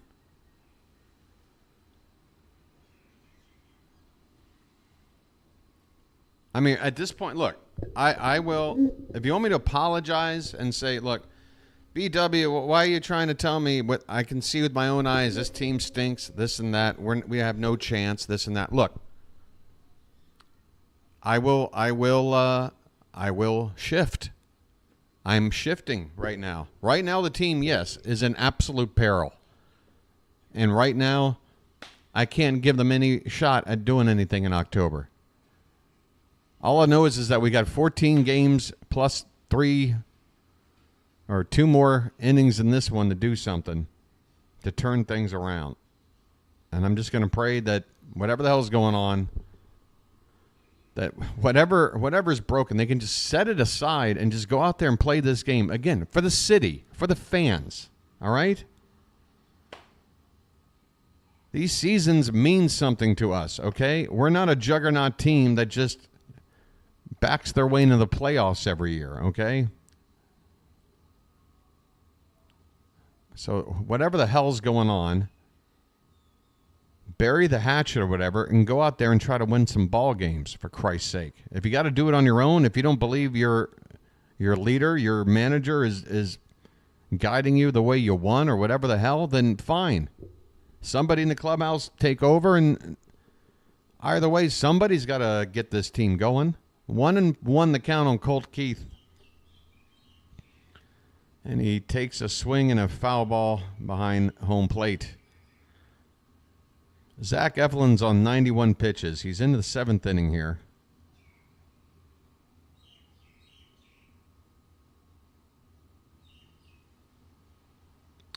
Yeah, we didn't even do cakes on the griddle. I can't do cakes on the griddle in a game where we don't have a base runner yet. I'm sorry. I can't. I can't sit here and feign joy right now for even like a little fun little thing like that. 2-2 the count on Colt Keith. This one's hit in the air to center field. Mullins is coming in. He's got this one. 1 out in the 7th. Good morning, Go-Go Tiger Strohs. Oh, Tiger Strohs. Yeah, this is another... hey, Go-Go, stick around, because I'm going to get to your comment in a minute. Because right now we do need some positivity around here. And if it takes looking at my community page and some of the comments that were left since yesterday, then we're going to do it. With 1 down, Spencer Torkelson is at the plate, and he takes a swing and a miss. 0-1 the count.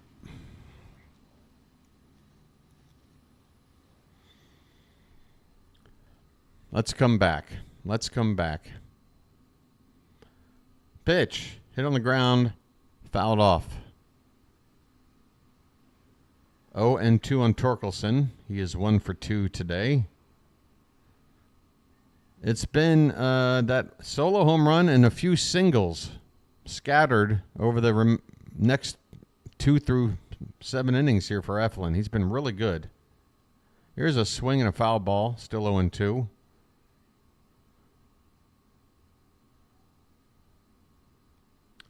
And who we have? Gregory Soto, lefty for the Orioles, getting loose in the bullpen right now.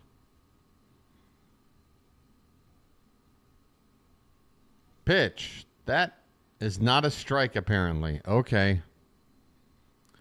Belt high on the outside corner. Caught that corner of the zone, but it's called ball 1. 1-2 the count.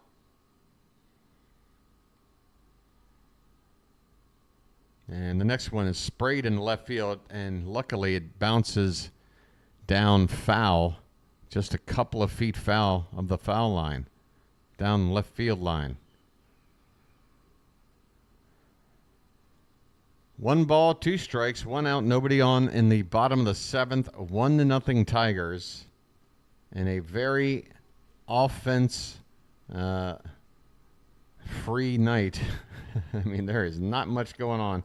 This ball's hit to second. Holiday will throw to first. 2 down. That is the 99th pitch from Eflin. Going to try to get through 7 innings of 1-run ball. And he will be doing it right now, currently, the losing pitcher of record. I mean, this is just not fair. Wenceel Perez. I finally get this guy's first name. Wenceel. I'm going with Wenceel, and he just hit a ground ball through the hole on the right side for a base hit. So Perez with a 2-out single on what is Eflin's 100th pitch of the night. And Brandon Hyde is right out of the dugout. So it looks like Soto, who's getting loose, is probably going to be brought in here to replace Eflin with 2 down here in the 7th. Eflin came up 1 batter shy of 7 innings complete. That runner on first base, his responsibility. And Zach.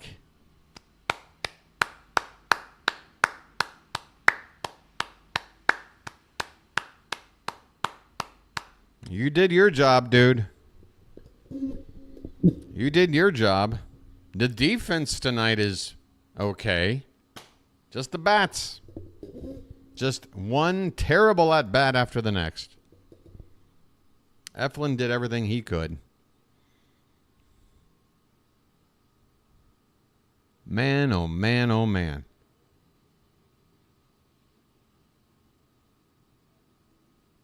I mean, right now, all of Major League Baseball is probably tuning in, folks. The Orioles are going to be going into the 8th inning on the bad side of a potential perfect game. So expect other people to start tuning in here. Not necessarily to my channel, but just in general around baseball.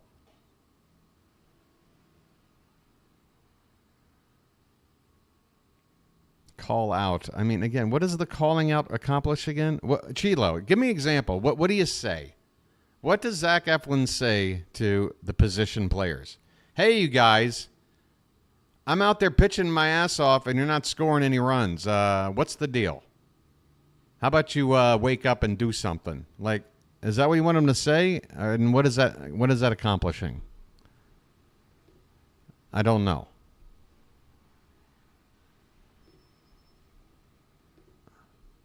So, Chilo, I mean, you seem to know what the right words are to say.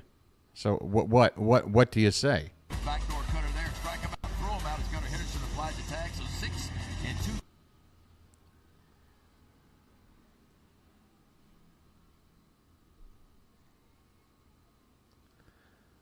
All right. Well, if you guys think that my example of what to say is exactly what to do, all right, then go ahead. Go right ahead. Tell the team what they already know, that they're hitting a shit and they need to get their act together. Here we go. Soto's on the mound with 2 down and a runner at first. The lefty Sweeney at the plate, and the first pitch is low for ball 1.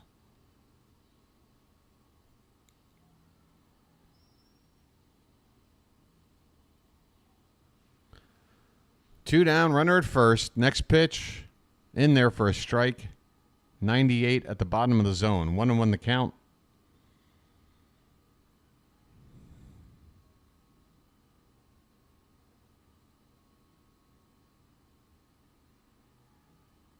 There goes the runner. Adley with a good throw down, and he nails him. Rutschman throws out the second would-be base stealer of the night, and folks, maybe, just maybe, it's a little moment like that. Has nothing to do with hitting, but it has everything to do with trying. Adley Rutschman nails his second would-be base stealer of the night at second to end this inning. We go to the 8th inning, 1-0 Detroit. Come on, people. Come on now.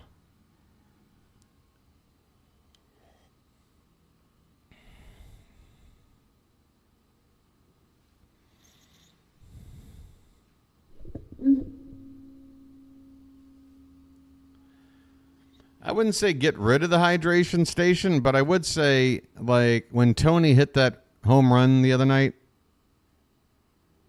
and we were still trailing late, like, just use it when, like, you know, when we're flexing. If we're flexing, yeah, go ahead and celebrate however you want. But, I mean, if you're hitting a home run, a solo home run, while we're still down by 3 or something, and It doesn't really do it for me either, to be honest. Is Rutschman due up to hit next? He is. Okay, so there you go, folks. If you believe in that classic baseball, what's the word I'm looking for? I don't know. It's like a old wives' tale or something. That if you make a great play on defense, you come up to bat next in the inning. So Rutschman's going to lead it off in the 8th inning here. Middle of the order, obviously. It's very easy to figure out where you are in the order when you haven't had anybody on base all game. Yeah, folks, keep talking about the perfect game. Let's just keep talking about it, and let's just jinx it by talking. The Tigers are currently pitching a perfect game. An amazing accomplishment if they were to pull it off. Boy, I hope they don't blow it. Adley Rutschman is at the plate, folks. Let the clutch out gently, okay? First pitch is in there for a strike. Herder is out there for another inning of work. So, I mean, he's basically been the starter. He came out with 1 out in the 2nd inning, and he's now into the 8th. This pitch is low and outside. You know what he did? I mean, the Detroit manager pretty much pulled an Earl Weaver, folks. Earl Weaver used to do this from time to time. He would not go with the starter to begin the game. He would go with a reliever in that 1st inning to get whatever matchups he wanted and then go to the starter.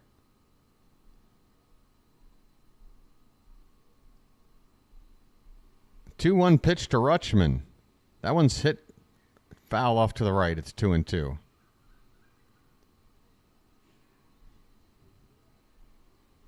Yeah, back when there was still no DH in the American League, Earl Weaver used to have, or no, when there was a DH, Earl Weaver used to have a little trick with the DH when it was still kind of new to the game. And he would basically manipulate it in order to enhance the lineup. I'm not really sure the best way to explain it. My head's not really thinking about that right now. With Rutschman at the plate right now, full count, leading off the top of the 8th. Payoff pitch, and that's reached for and fouled away. So Adley is hanging in there. Yeah, Rob, right?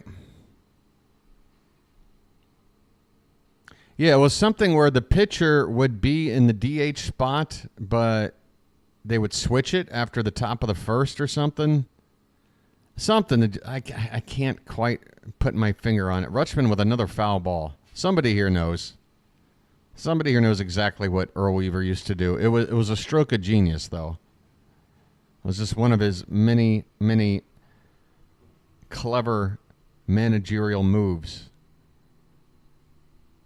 Full count to Rutschman.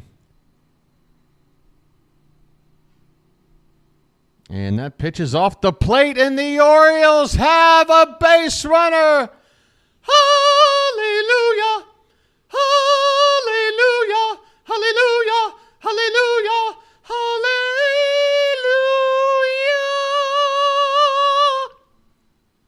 Holy shit!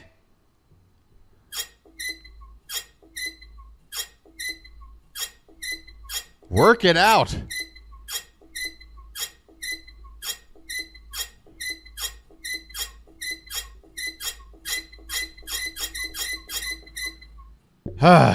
Yeah, now it's only a no-hitter. And that's it for Herder. Unbelievable. All right, well, bring out somebody. Can we hit him? Holy Toledo.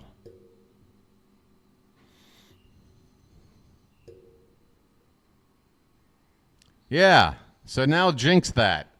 The Tigers have a no-hitter going, folks. Can they maintain this no-hitter? I don't know. We got a bullpen call.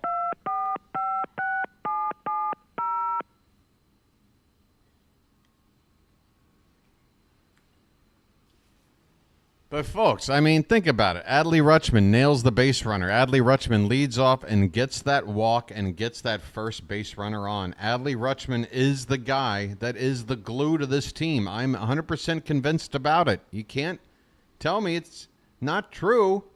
When the guy, the day he arrives, the Orioles go on a year-plus long streak without getting swept.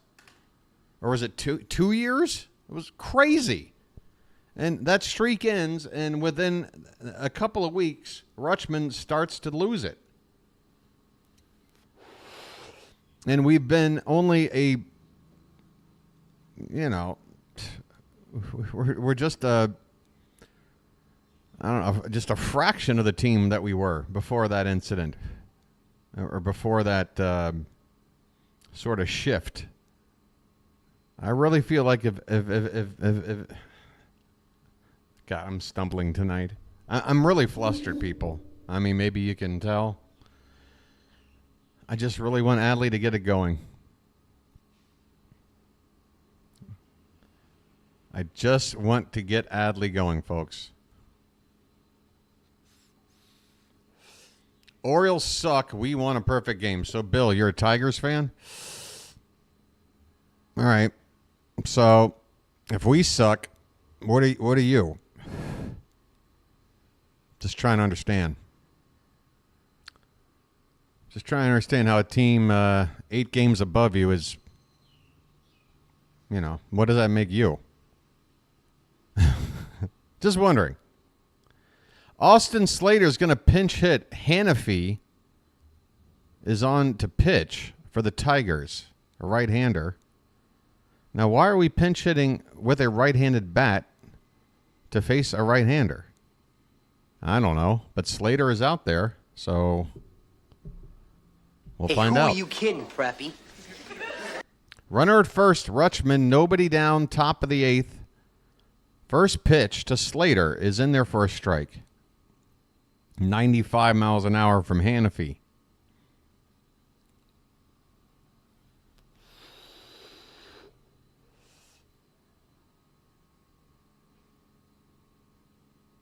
The 0-1 is fouled back. And quickly Slater in an 0-2 hole here.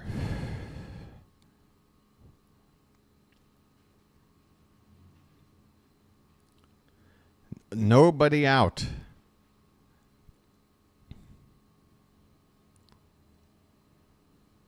Oh, and 2 on Slater. And the pitch. That ball's way off. Outside. Backhanded by the catcher. Dingler. Dingler. He's in the crouch. I don't see anything dingling at all.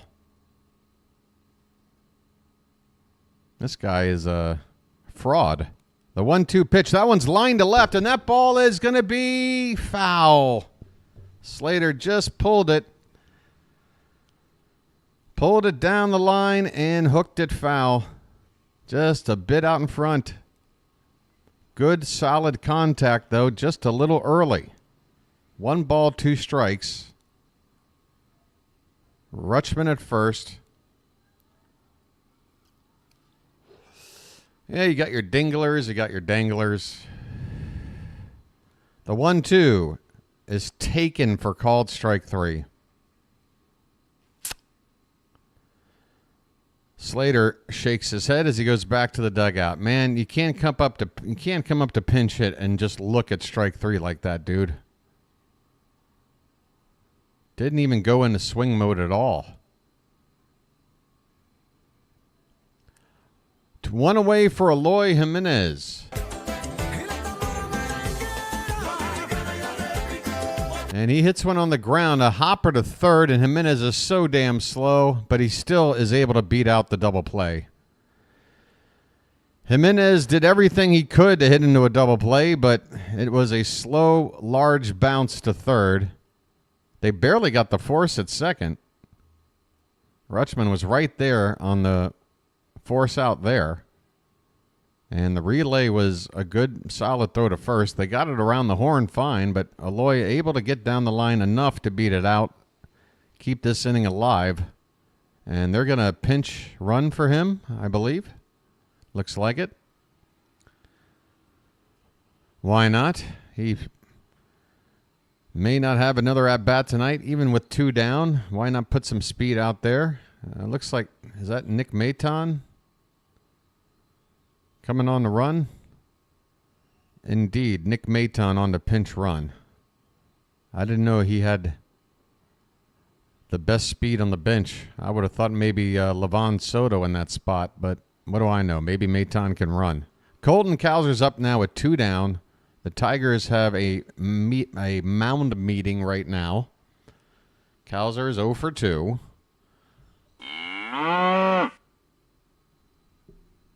Yeah, Eloy did run. He did. I mean, they showed him out of the box, and I've seen him definitely not run that hard before. So he did run. He did run. And yeah, you're right. That is something, man. You smile, but look, if Eloy's going to show a little hustle to keep an inning alive, I mean, you got to take whatever you can get right now. Colton Cowser's coming up after this mound meeting that is now over. Again, Nick Maton on to pinch run for Jimenez at first base with 2 down. Cowser. Come on, buddy. First pitch is up and in, and Cowser backs out of the way, turns his back. Boy, I wish that ball would have just grazed him and put him on base, but it's ball 1.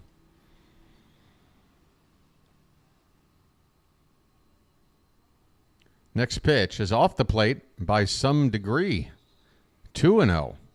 2-0, folks. Forgive me, but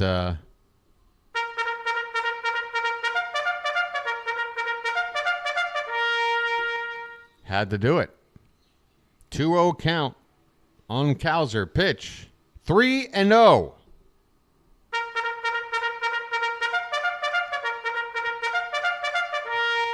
If our bats aren't working, then we need a pitcher to lose it.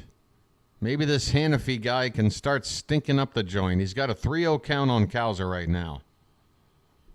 Next pitch. And Cowser goes after a 3-0 and fouls it back. That ball was in the zone. It wasn't middle. Wasn't on the edge either. Well, it did kind of tail back middle. Cowser went after it. That looked like a 2-seamer the way that ball came back. 3-1 the count, folks, and the pitcher steps off the rubber.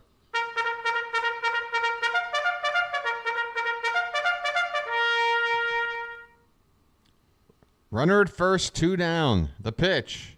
And that is a called strike, and that was a nasty pitch. Again, it looks like a 2-seamer that breaks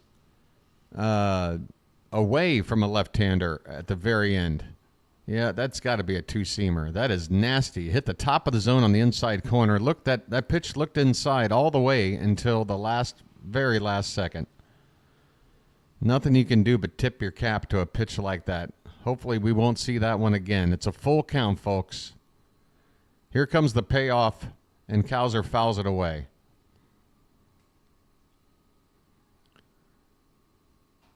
Nick Maton, obviously, with 2 down and a full count, is going to be taking off with every pitch. He's making his way back to first after that foul ball.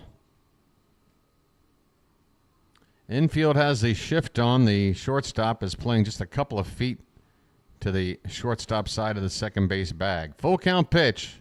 Fouled again at the plate. Cowser hanging in there.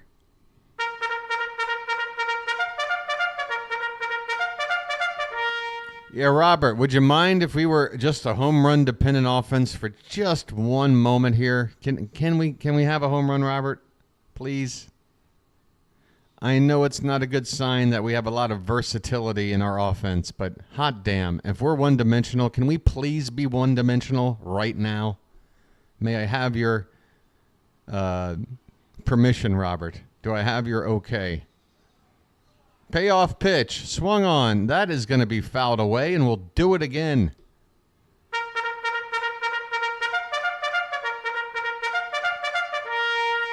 All right, so that sounds like support, Robert. Great. We are going to swim in the happiness of being a one-dimensional home run dependent team. I'm praying. Payoff pitch is swung on and missed. Bottom of the 8th coming up.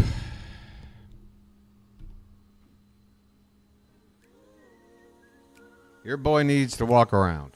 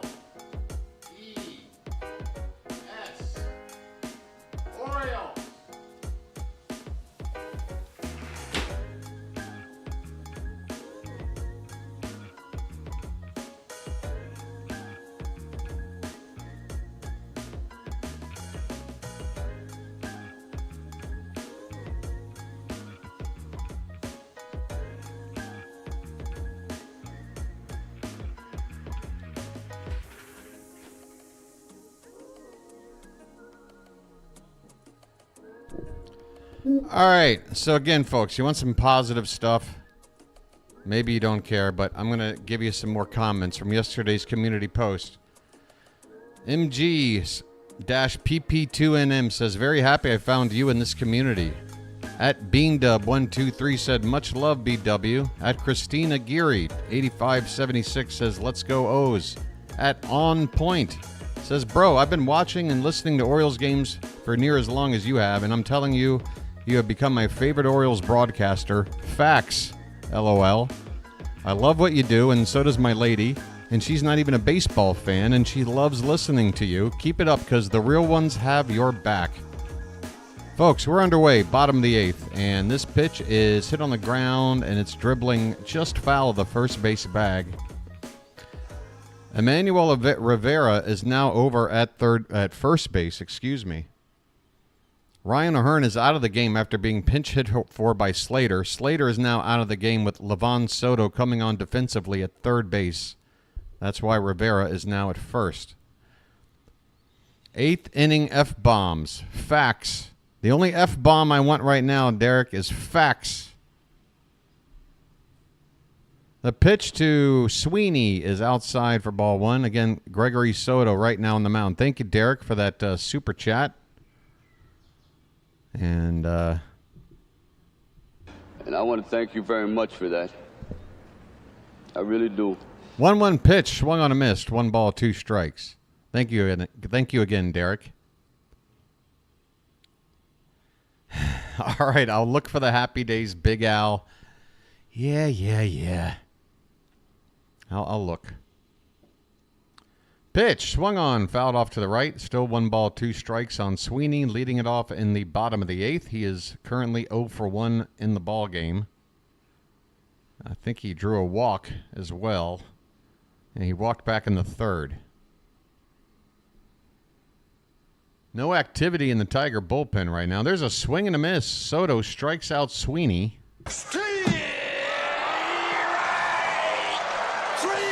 Well, y'all come back now, you hear? Nice pitch there. It looked like a slider from Soto. Yep, definitely. Good slider. Just hitting that outside corner, so it was a strike anyway, but unhittable. Nothing better than an unhittable strike. 1 away, and here's a ground ball quickly with pop-up by Gunnar Henderson at short, and over to first in time. Nice play, Gunnar. The defense is doing its job tonight. Gunnar Henderson had to go down to the ground to get this ball. Popped up like a flea on a hot brick and threw a strike. I mean, he whipped that baseball to first with some anger on there. There was some anger on that throw. 2 down in the 8th.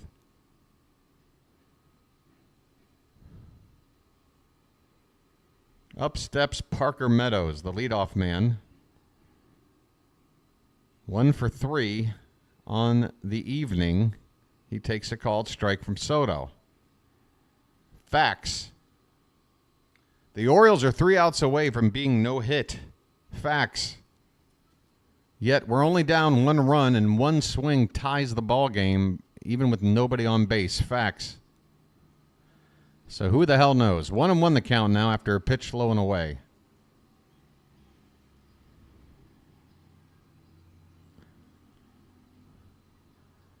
The 1-1 pitch is off the plate, low and away. 2-1 now. Yeah, Gunnar, I tell you what. That mean streak he has in him, sometimes when he takes a walk, you know, he'll flip that bat and take off that protective gear like, how dare you walk me? I want to give me something to hit. And this ball, oh no, it's a liner toward the first baseman, Rivera, who can't handle it and goes all the way down the line, and that will get the runner all the way to third base on a triple. Luckily, it's a 2-out triple by Parker Meadows. But this ball was hit very hard. It ate up Rivera, who was playing close down the first base line to protect from a double. But it still got past him. He really should have gotten a glove on this. He should have gotten a glove on that. If he did, it would have at least kept the ball within reach of, you know, maybe holding Meadows to a double. But it goes down as a triple here with 2 down. Right-handed batter stepping in. Soto is going to face, who's this guy? Justin Henry Malloy is going to pinch hit for Carpenter. And Brandon Hyde is going to make the counter move. Tigers pinch hit a lefty for a righty, and now the Orioles are going to take the lefty batter or lefty arm out and replace it with a righty from the pen. And that righty appears to be Matt Bowman. Call to the bullpen.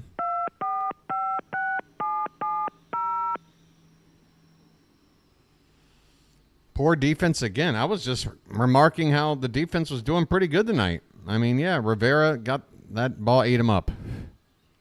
But I can also say I've seen Rivera play, I don't know, 60, 70 innings in the field, maybe make about 2-3 dozen plays, and that's the first time I've seen him do something that, you know, wasn't so great. So I'm not about to say Rivera is a bad fielder. I think maybe he's more comfortable at third than at first. I don't know. That ball ate him up. He should have made the play. It's not an error, but he should have made the play. Something that really worries me is if the clubhouse is split, then will Gunnar and or Adley want to re-sign? I mean, yeah, whatever's going on has got to get fixed. Lickety-split. Lickety-split. You're welcome, Robert. Thank you for the super chat, as always. And I want to thank you very much for that. Hey, let me try to sneak in. I really do. A couple of more nice comments. At Jew Brownie says, thanks for staying so consistent. Don't ever stop, at least until you're YouTube's #1 O's fan. And here's one I really wanted to get to, folks. He might still be in the chat. At Tyga Strohs said, you inspired me to start calling games from Hiroshima for the Astros. No English channel was doing it. I'm studying Japanese in Japan and fighting cancer at the same time. My channel started as an experiment, too. Seems to be growing, and now my only downside is that some games I have to miss due to class conflicts. Hopefully that resolves soon. Keep going. To which I had to reply to him, that is awesome, my friend, incredible. I just subbed up. You keep going, too. What little we know of each other, we seem to have a lot in common. I'm rooting for your channel. Pardon if I refrain from rooting for your team. I'm not an Astros fan. But I'm going to drop the link for this guy's channel right here in the chat because I'd like you guys to sign up to him, all right? So here we go. We have... Did they just bring out Zach McKinstry? So a double pinch hit move here. A double pinch hit move. Now a lefty, Zach McKinstry, on to face Bowman.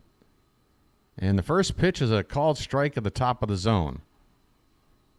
How about that? Detroit really trying to put their foot on our neck right now. Using 2 pinch hitters and 1 plate appearance to get the matchup they want. The 0-1 pitch is upstairs. 1 ball, 1 strike. Runner at third, 2 down in the bottom of the 8th. And here's the link to that channel. Folks, just pop over there, sub it up and pop on back, or do it during a break in the action if you want. We got a 2-1 count on McKinstry. And where's my cursor? I have lost control of my cursor. Great. 2-1 pitch is off the plate, 3-1. Where is my cursor? I can't just randomly click because I don't know what I'm going to be clicking on. It seems to be stuck somewhere. Great. Sorry for the blocking the scoreboard and everything. The 3-1 pitch is ball 4. So McKinstry walks. First and third, 2 down. Now I'm just randomly clicking on who knows what. Where is my cursor, folks? Oh, boy. When it rains, it pours, people. When it rains, it pours.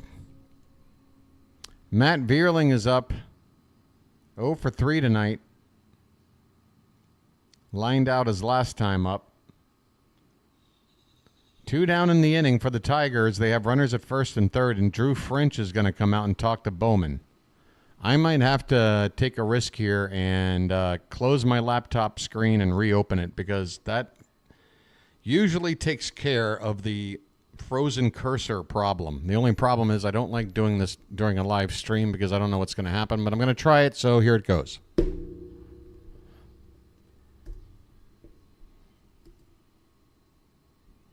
All right, I've got my cursor back. It's just that easy. You guys still with me? Tell me you're still with me, and I'll feel a little bit better. There is the cursor.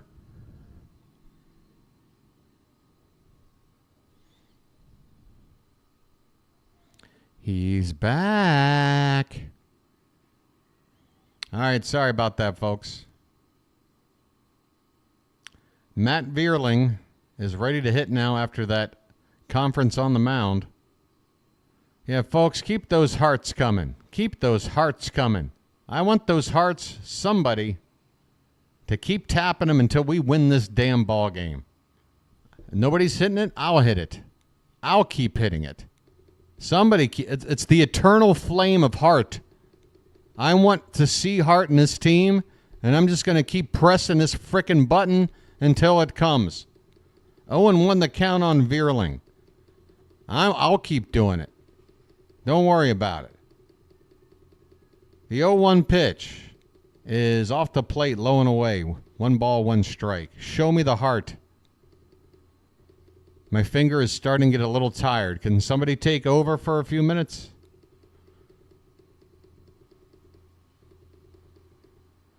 Whoops. Oh, great. That just made my cursor freak out. Oh, boy.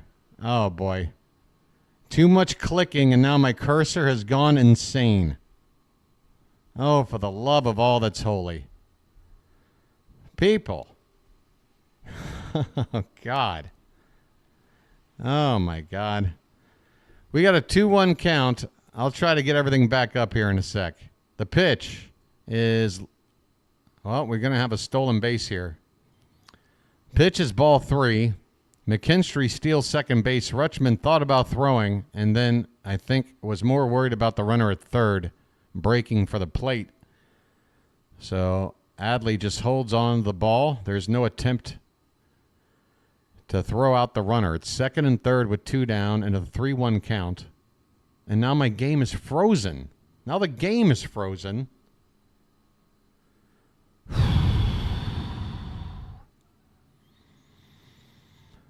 Man, oh man. All right. So now I'm probably a little bit delayed. Here comes the 3-1 pitch. And that ball's fouled away. Full count. Full count. 2 down. Payoff pitch. And that is called strike 3, inning over. We go to the 9th. We need a run. We need a hit. Let's go. God damn it. Wait, is that even working? I didn't hear that at all. All right, there is that. There's that. Okay, everything's back up.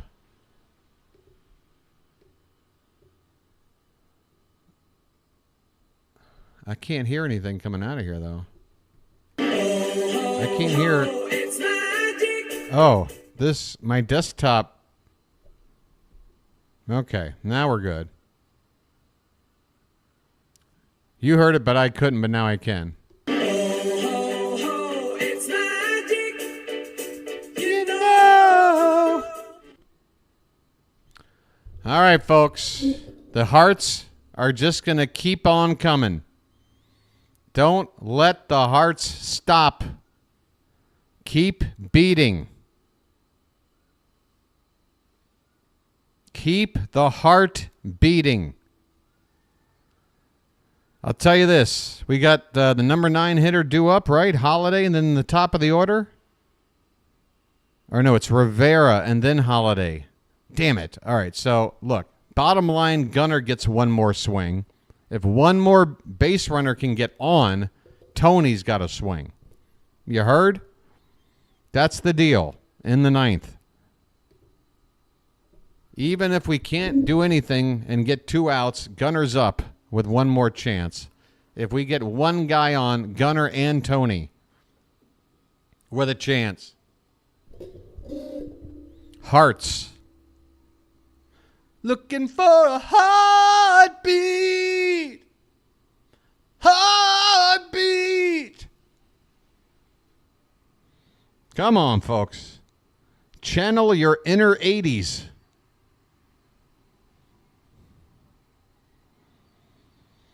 Right-hander on the mound for the Tigers, Tyler Holton. And he doesn't appear to be the closer. He's got 11 holds, no counting for saves, 2.23 ERA, but he's on here in the 9th inning to apparently close the door. Lefty pitcher, Rivera at the plate, and he takes a called strike. Does anybody need a break? I'll tap the hearts again. If only briefly, because, again, apparently tapping is messing my cursor up. 0-1 pitch is outside, 1-1. Holton has got some kind of mullet thing going on. He's got his head shaved on the sides and a big brush of hair coming out the back of the head there. Here's a swing and a miss. 1 ball, 2 strikes. Folks, Comerica Park is obviously very, very excited right now. Their team is in the 9th inning with a combined no-hitter going. So with every strike, the crowd getting more and more excited. The 1-2 swung on. That's hit to right, but right to the right fielder who makes the catch. Probably 10 feet in front of the track. Probably 10 feet in front of the track. 1 out in the 9th. 2 outs left, and the Orioles are still hitless. The hearts cannot stop. Kobe Mayo is going to pinch hit here for Jackson Holiday. All right. Just get it all on there. Just spread it out. First pitch to Mayo is a check swing. Did he go? No, he did not. Oh, I thought he did. That is a huge, huge first. No, he didn't go. Okay, he didn't go. Mayo lays off 1-0. Next pitch is a called strike, bottom of the zone, 1 ball, 1 strike. Folks, I wish I could take you to the sub screen. Oh, wait a minute. I can. We're going to hang out here. The 1-1 is low and away, 2-1. You think it was only probably 6 feet. I'm sorry, the man. I'm I'm clueless. It was probably 6 feet, not 10. I mean, there's a called strike. Mayo took it all the way, and it's 2 balls and 2 strikes. 2-2 on Kobe Mayo, pinch hitting for Jackson Holiday. 1 out in the 9th. Nobody on. Pitch. Upstairs. 3-2. Mayo, any way you can, buddy.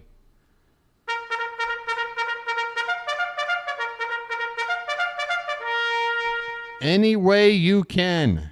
The payoff. Swung on, fouled back. Right behind the plate. We'll do it again.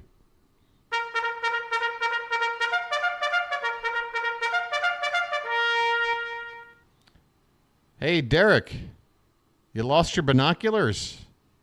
Were you gifted a sub? Because it's a monthly thing. It's a monthly thing, my friend. Payoff pitch. Swung on, fouled down the left side. Mayo is hanging in there. Holton has yet to find a put-away pitch. What a time for this young man to come through with something. I mean, Kobe Mayo, if there is a clubhouse problem, he shouldn't be a part of it. He's the new kid on the block. He spent most of his time down in AAA. He calls for time, and my game just frickin' froze. My God. Can you unfreeze, please? Let's go. Don't make me refresh right now. Come on now. A swing and a foul ball. Holy cow. With just cut back. Mayo is still alive. Holy Toledo. Folks, I don't know where you are watching with me. You might be ahead. I don't know. Please, no spoilers. Kobe Mayo has a full count with 1 out. Welcome back in, Derek. The pitch. Called strike 3.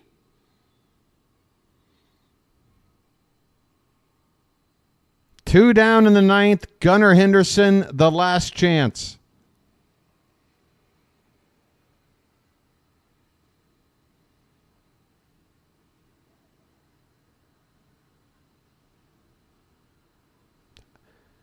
No need to tell you, folks. Every person in this stadium is on their feet. Gunnar with a ground ball, base hit down the right field line. Fair ball. Gunnar turns first. Gunnar hits second. Gunnar turns second. Gunnar goes to third. It's a 2-out triple, and the Orioles are still alive. Come on. Let's go. Splash it up. Splish, splash, I was taking a bath. Gunnar Henderson says, no, sirree, you're not no-hitting us. You're not no-hitting us. Look at him stick his tongue out. Look at that triple. Come on, Gunnar. Come on. Tie this ball game up. Tony's coming up. The pitch is a strike.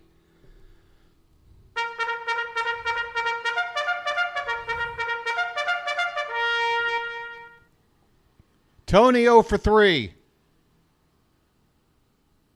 Gunnar 90 feet away. The 0-1 off the plate. Definitely low. Started outside. 1-1 the count.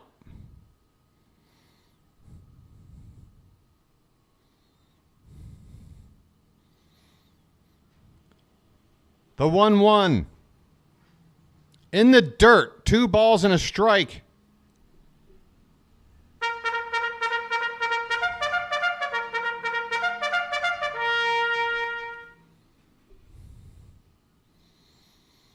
We ended the perfect game. We ended the no-hitter. Let's end the shutout right now. The 2-1. Swung on. Fouled straight back. Tony was right on it. Oh, it went straight back. Tony was right on it. 2-2 the count. 1 strike left. Mullins on deck. Heart Attack City. Please. Give me that magic, Baltimore. Give me that magic. The 2-2 pitch. Swung on and missed. And he chased one way up and away. And the Orioles have lost the game 1-0.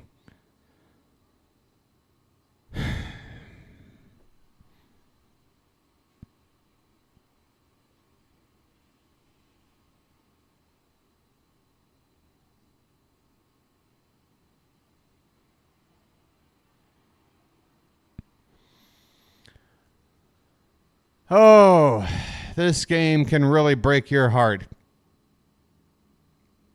This game can really bruise the heart.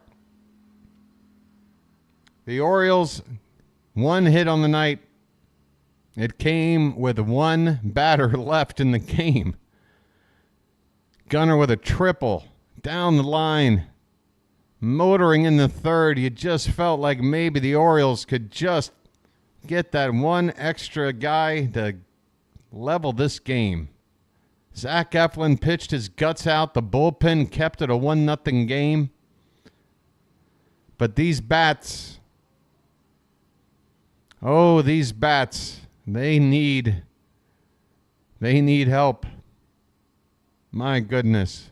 A really difficult loss to digest right now for your boy.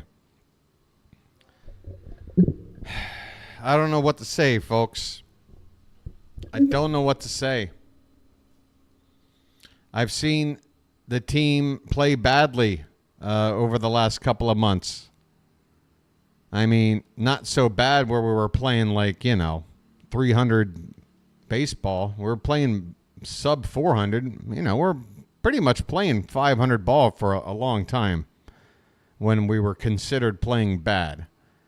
But it's gone from bad to worse. It really has. It's gone from bad to worse offensively for this team.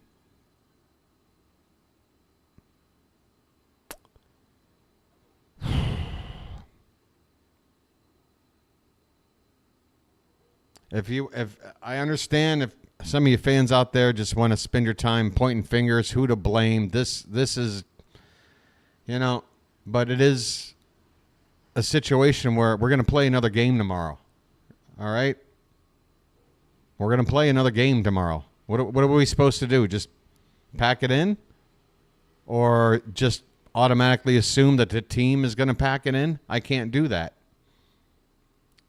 If I watch tomorrow what I saw tonight, it is going to break my heart. It is going to make me feel like they're not going to figure it out. But I'm going to put my heart back out there tomorrow.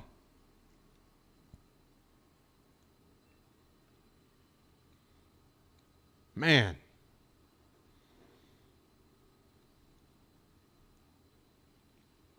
Man, this game is tough.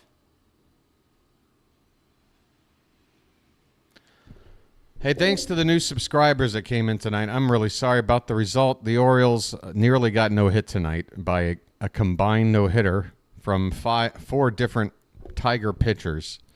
4 guys I've never even heard of. All right? But you got to tip your cap to them. I mean, I think the Orioles had a lot of terrible at-bats tonight. I'm not saying we sat there and got blown away, but at the same time, they executed. The pitchers, they did. If they saw our weaknesses, they exploited the absolute hell out of them. And they were able to take one run on one swing in the first inning and carry it all the way to a victory because our team cannot hit right now.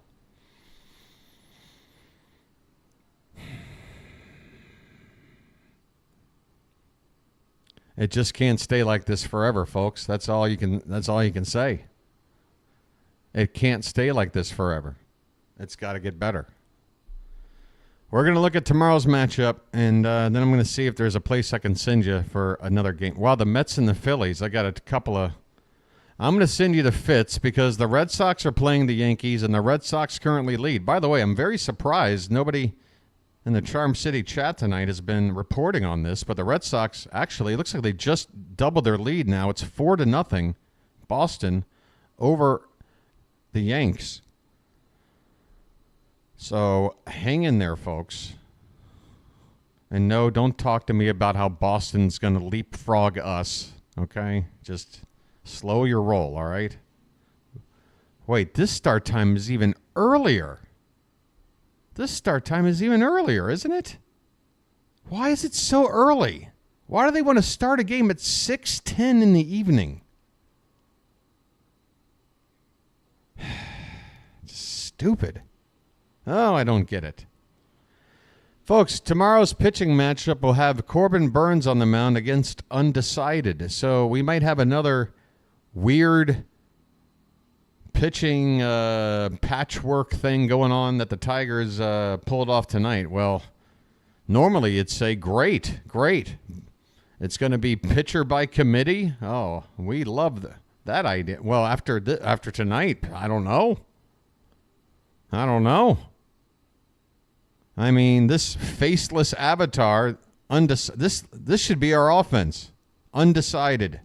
With a faceless nothing, a ghost. That really is. It's Corbin Burnes versus our own offense. That's the matchup tomorrow. Corbin Burnes versus our own offense, which is called undecided, with an empty person, which completely sums up what's going on right now. That's the matchup.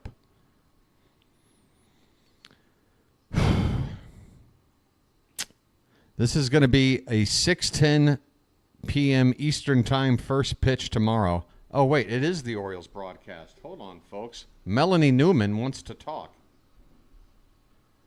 How do we talk about this? Twins, but the Detroit Tigers are also in the hunt right now. Manager A.J. Hinch not really willing to let their foot off the gas just yet, and they did just enough tonight against the O's. Let's go and take a look at the game summary and how this one ultimately broke down this evening. So really, you're going to talk crap about the Tigers? They did Zach just Eflin enough. Goes for 6 2/3. The one run is they did all they needed to do. Carpenter in the first inning. Gunner with a triple. The first hit the Orioles would find with 2 outs in the ninth.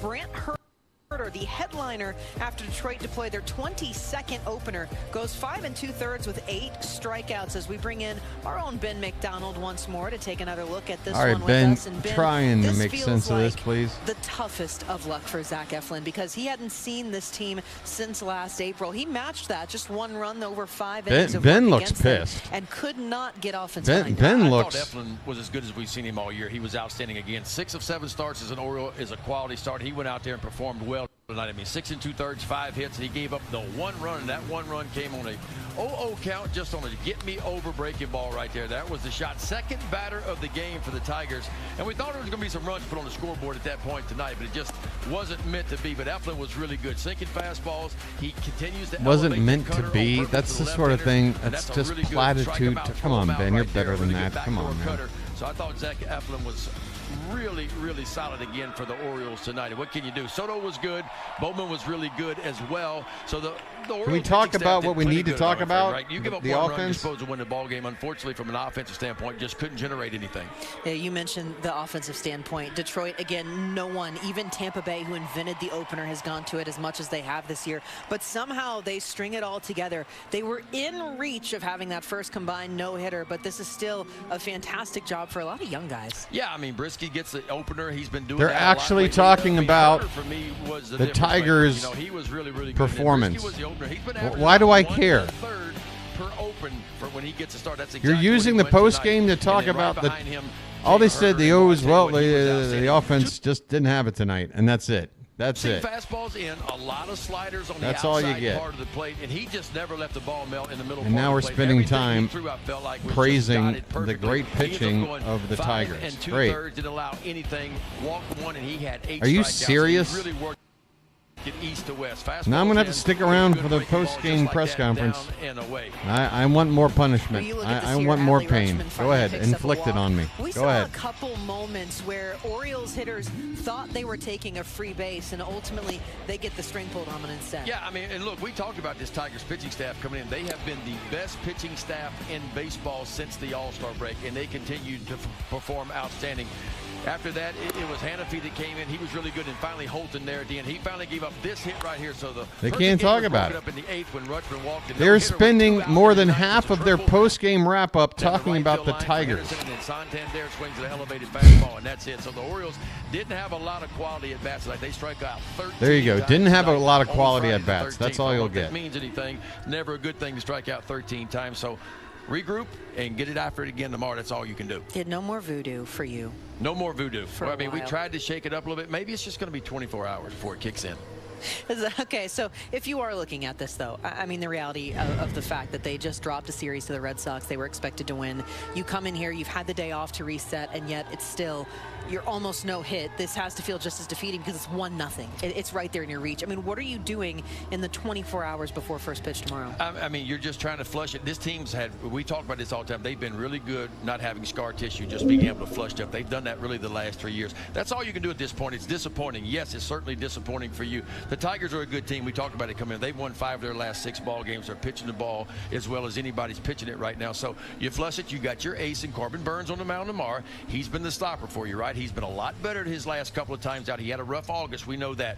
But I'll take Corbin Burns any day, so we'll lean on Corbin Burns. Don't know who the Tigers are going to throw. It sounds like it's going to be another opener tomorrow for them. Probably what it's going to be, but Corbin Burns on the bump for tomorrow, and hopefully he'll be the guy that turns this around. All right, well, hopefully they will. We'll let you get How back would to he the turn drawing it board around with, if he can't score? All right. You can't win if you don't It's now score, time man. for a word from University of Maryland If the Athletics. pitching Make is Turf fine. your home this fall We and gave cheer up on one Maryland run football. tonight. I'm not Get worried tickets about today it. at umterps.com/FB Shit. tickets. We've got more when we come back on the O's Extra Postgame Show presented by PNC Bank. Is there a Get press manager conference or Brandon what? Hyde's thoughts next. Orioles fall to the Tigers. Brandon Hyde 1-0 meets with the on a media. Friday. Okay, it's coming up. More hard-hitting questions on the way. I think the team. I mean, the same. I know what you mean. But like, we've got pretty much the same players. We've added people like Burns. I mean, our subtractions are what? Kyle Gibson, and we replaced that with Burns. I'm calling that an upgrade. We subtracted Adam Frazier and upgraded that, I think, with a combination of, I mean, I know Holiday hasn't been that great, but I mean, it's not like Adam Frazier was the glue to this team. Aaron Hicks, I mean, I think he did have a really nice role for us when we picked him up. Switch hitting outfielder, can play center field. That was a nice weapon. But otherwise, yeah, I mean, these are the same guys who are a year older, young in their career, should be progressing.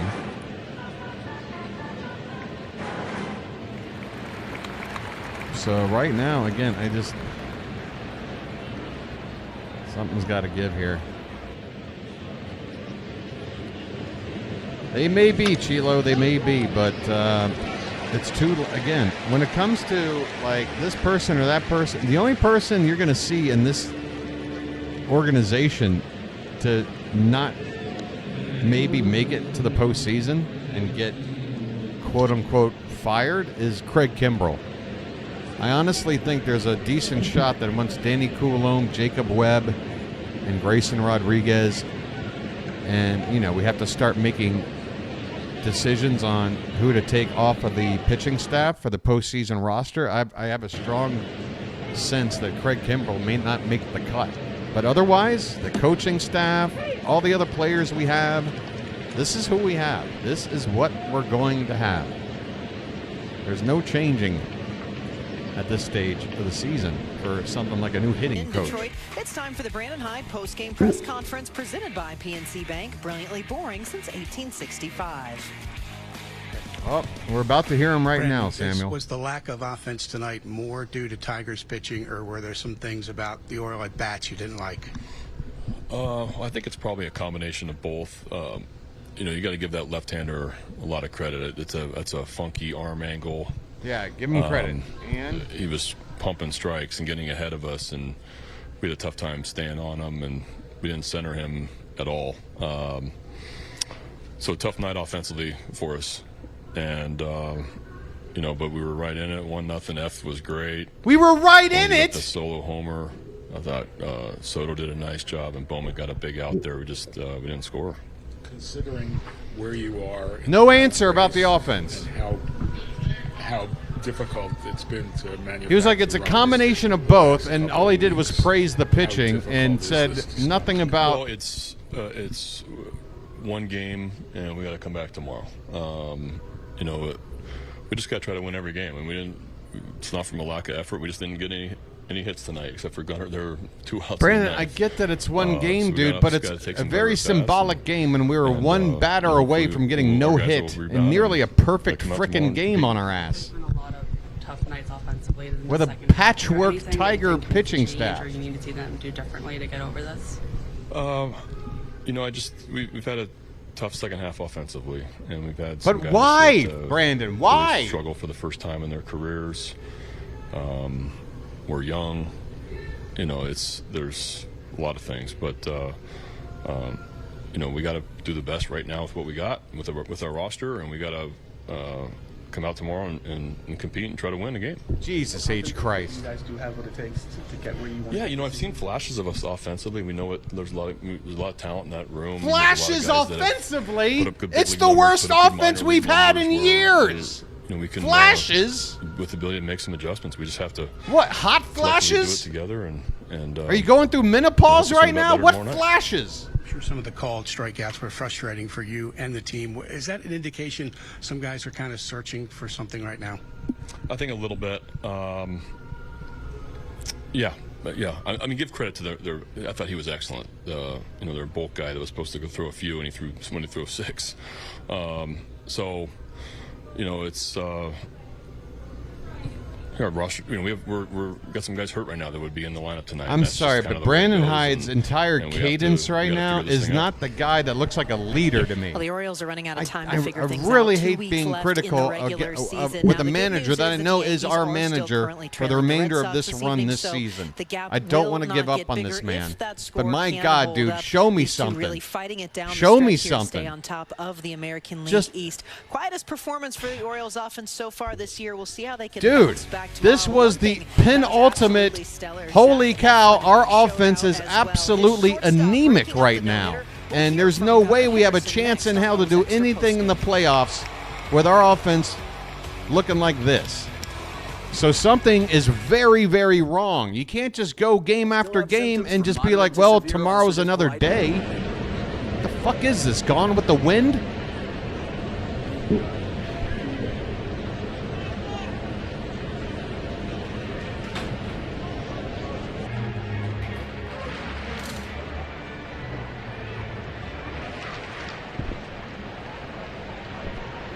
All right, that'll wrap up our audio segment of the post-game show.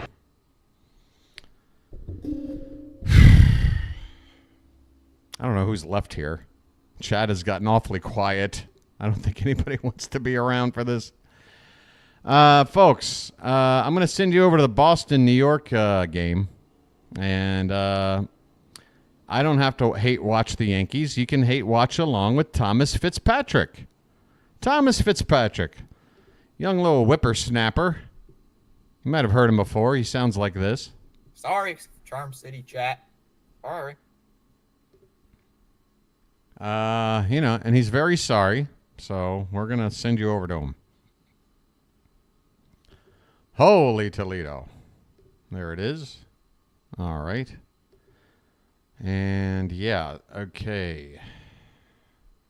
So once again, folks, tomorrow's game is going to be at 6:10 p.m. First pitch. I'll be on the air at 6 p.m. Eastern sharp. It's going to be Corbin Burns against somebody. And speaking of somebody show up tomorrow and lead this team. I swear to God, if I felt like it was conceivable, I would get on a taxi right now, go to Suvarnabhumi Airport in Bangkok, take the 24-hour flight back to, BWI or wherever, Dulles, drive out to the frickin' we're in Detroit. Fine. I'll fly into Detroit. I will break into the clubhouse. I will hold this team hostage, and I'm going to talk to them. Because I have to believe at this point even though I'm just a regular schmuck, that I've got better, more leadership quality things to tell this team right now than whatever they're hearing right now in the clubhouse. Because this is bad. This is bad. Thanks for hanging out with me tonight, folks. I hope this is the worst game we've seen this season. And, yeah, tomorrow we play again. Until then, this has been the Birdwatcher. Thanks again to the Charm City chat, the moderators, Magic members, donators to the channel, and everybody else that just hangs out, hits the like button, and chills and watches some baseball with me and allows me to maybe lose my mind from time to time.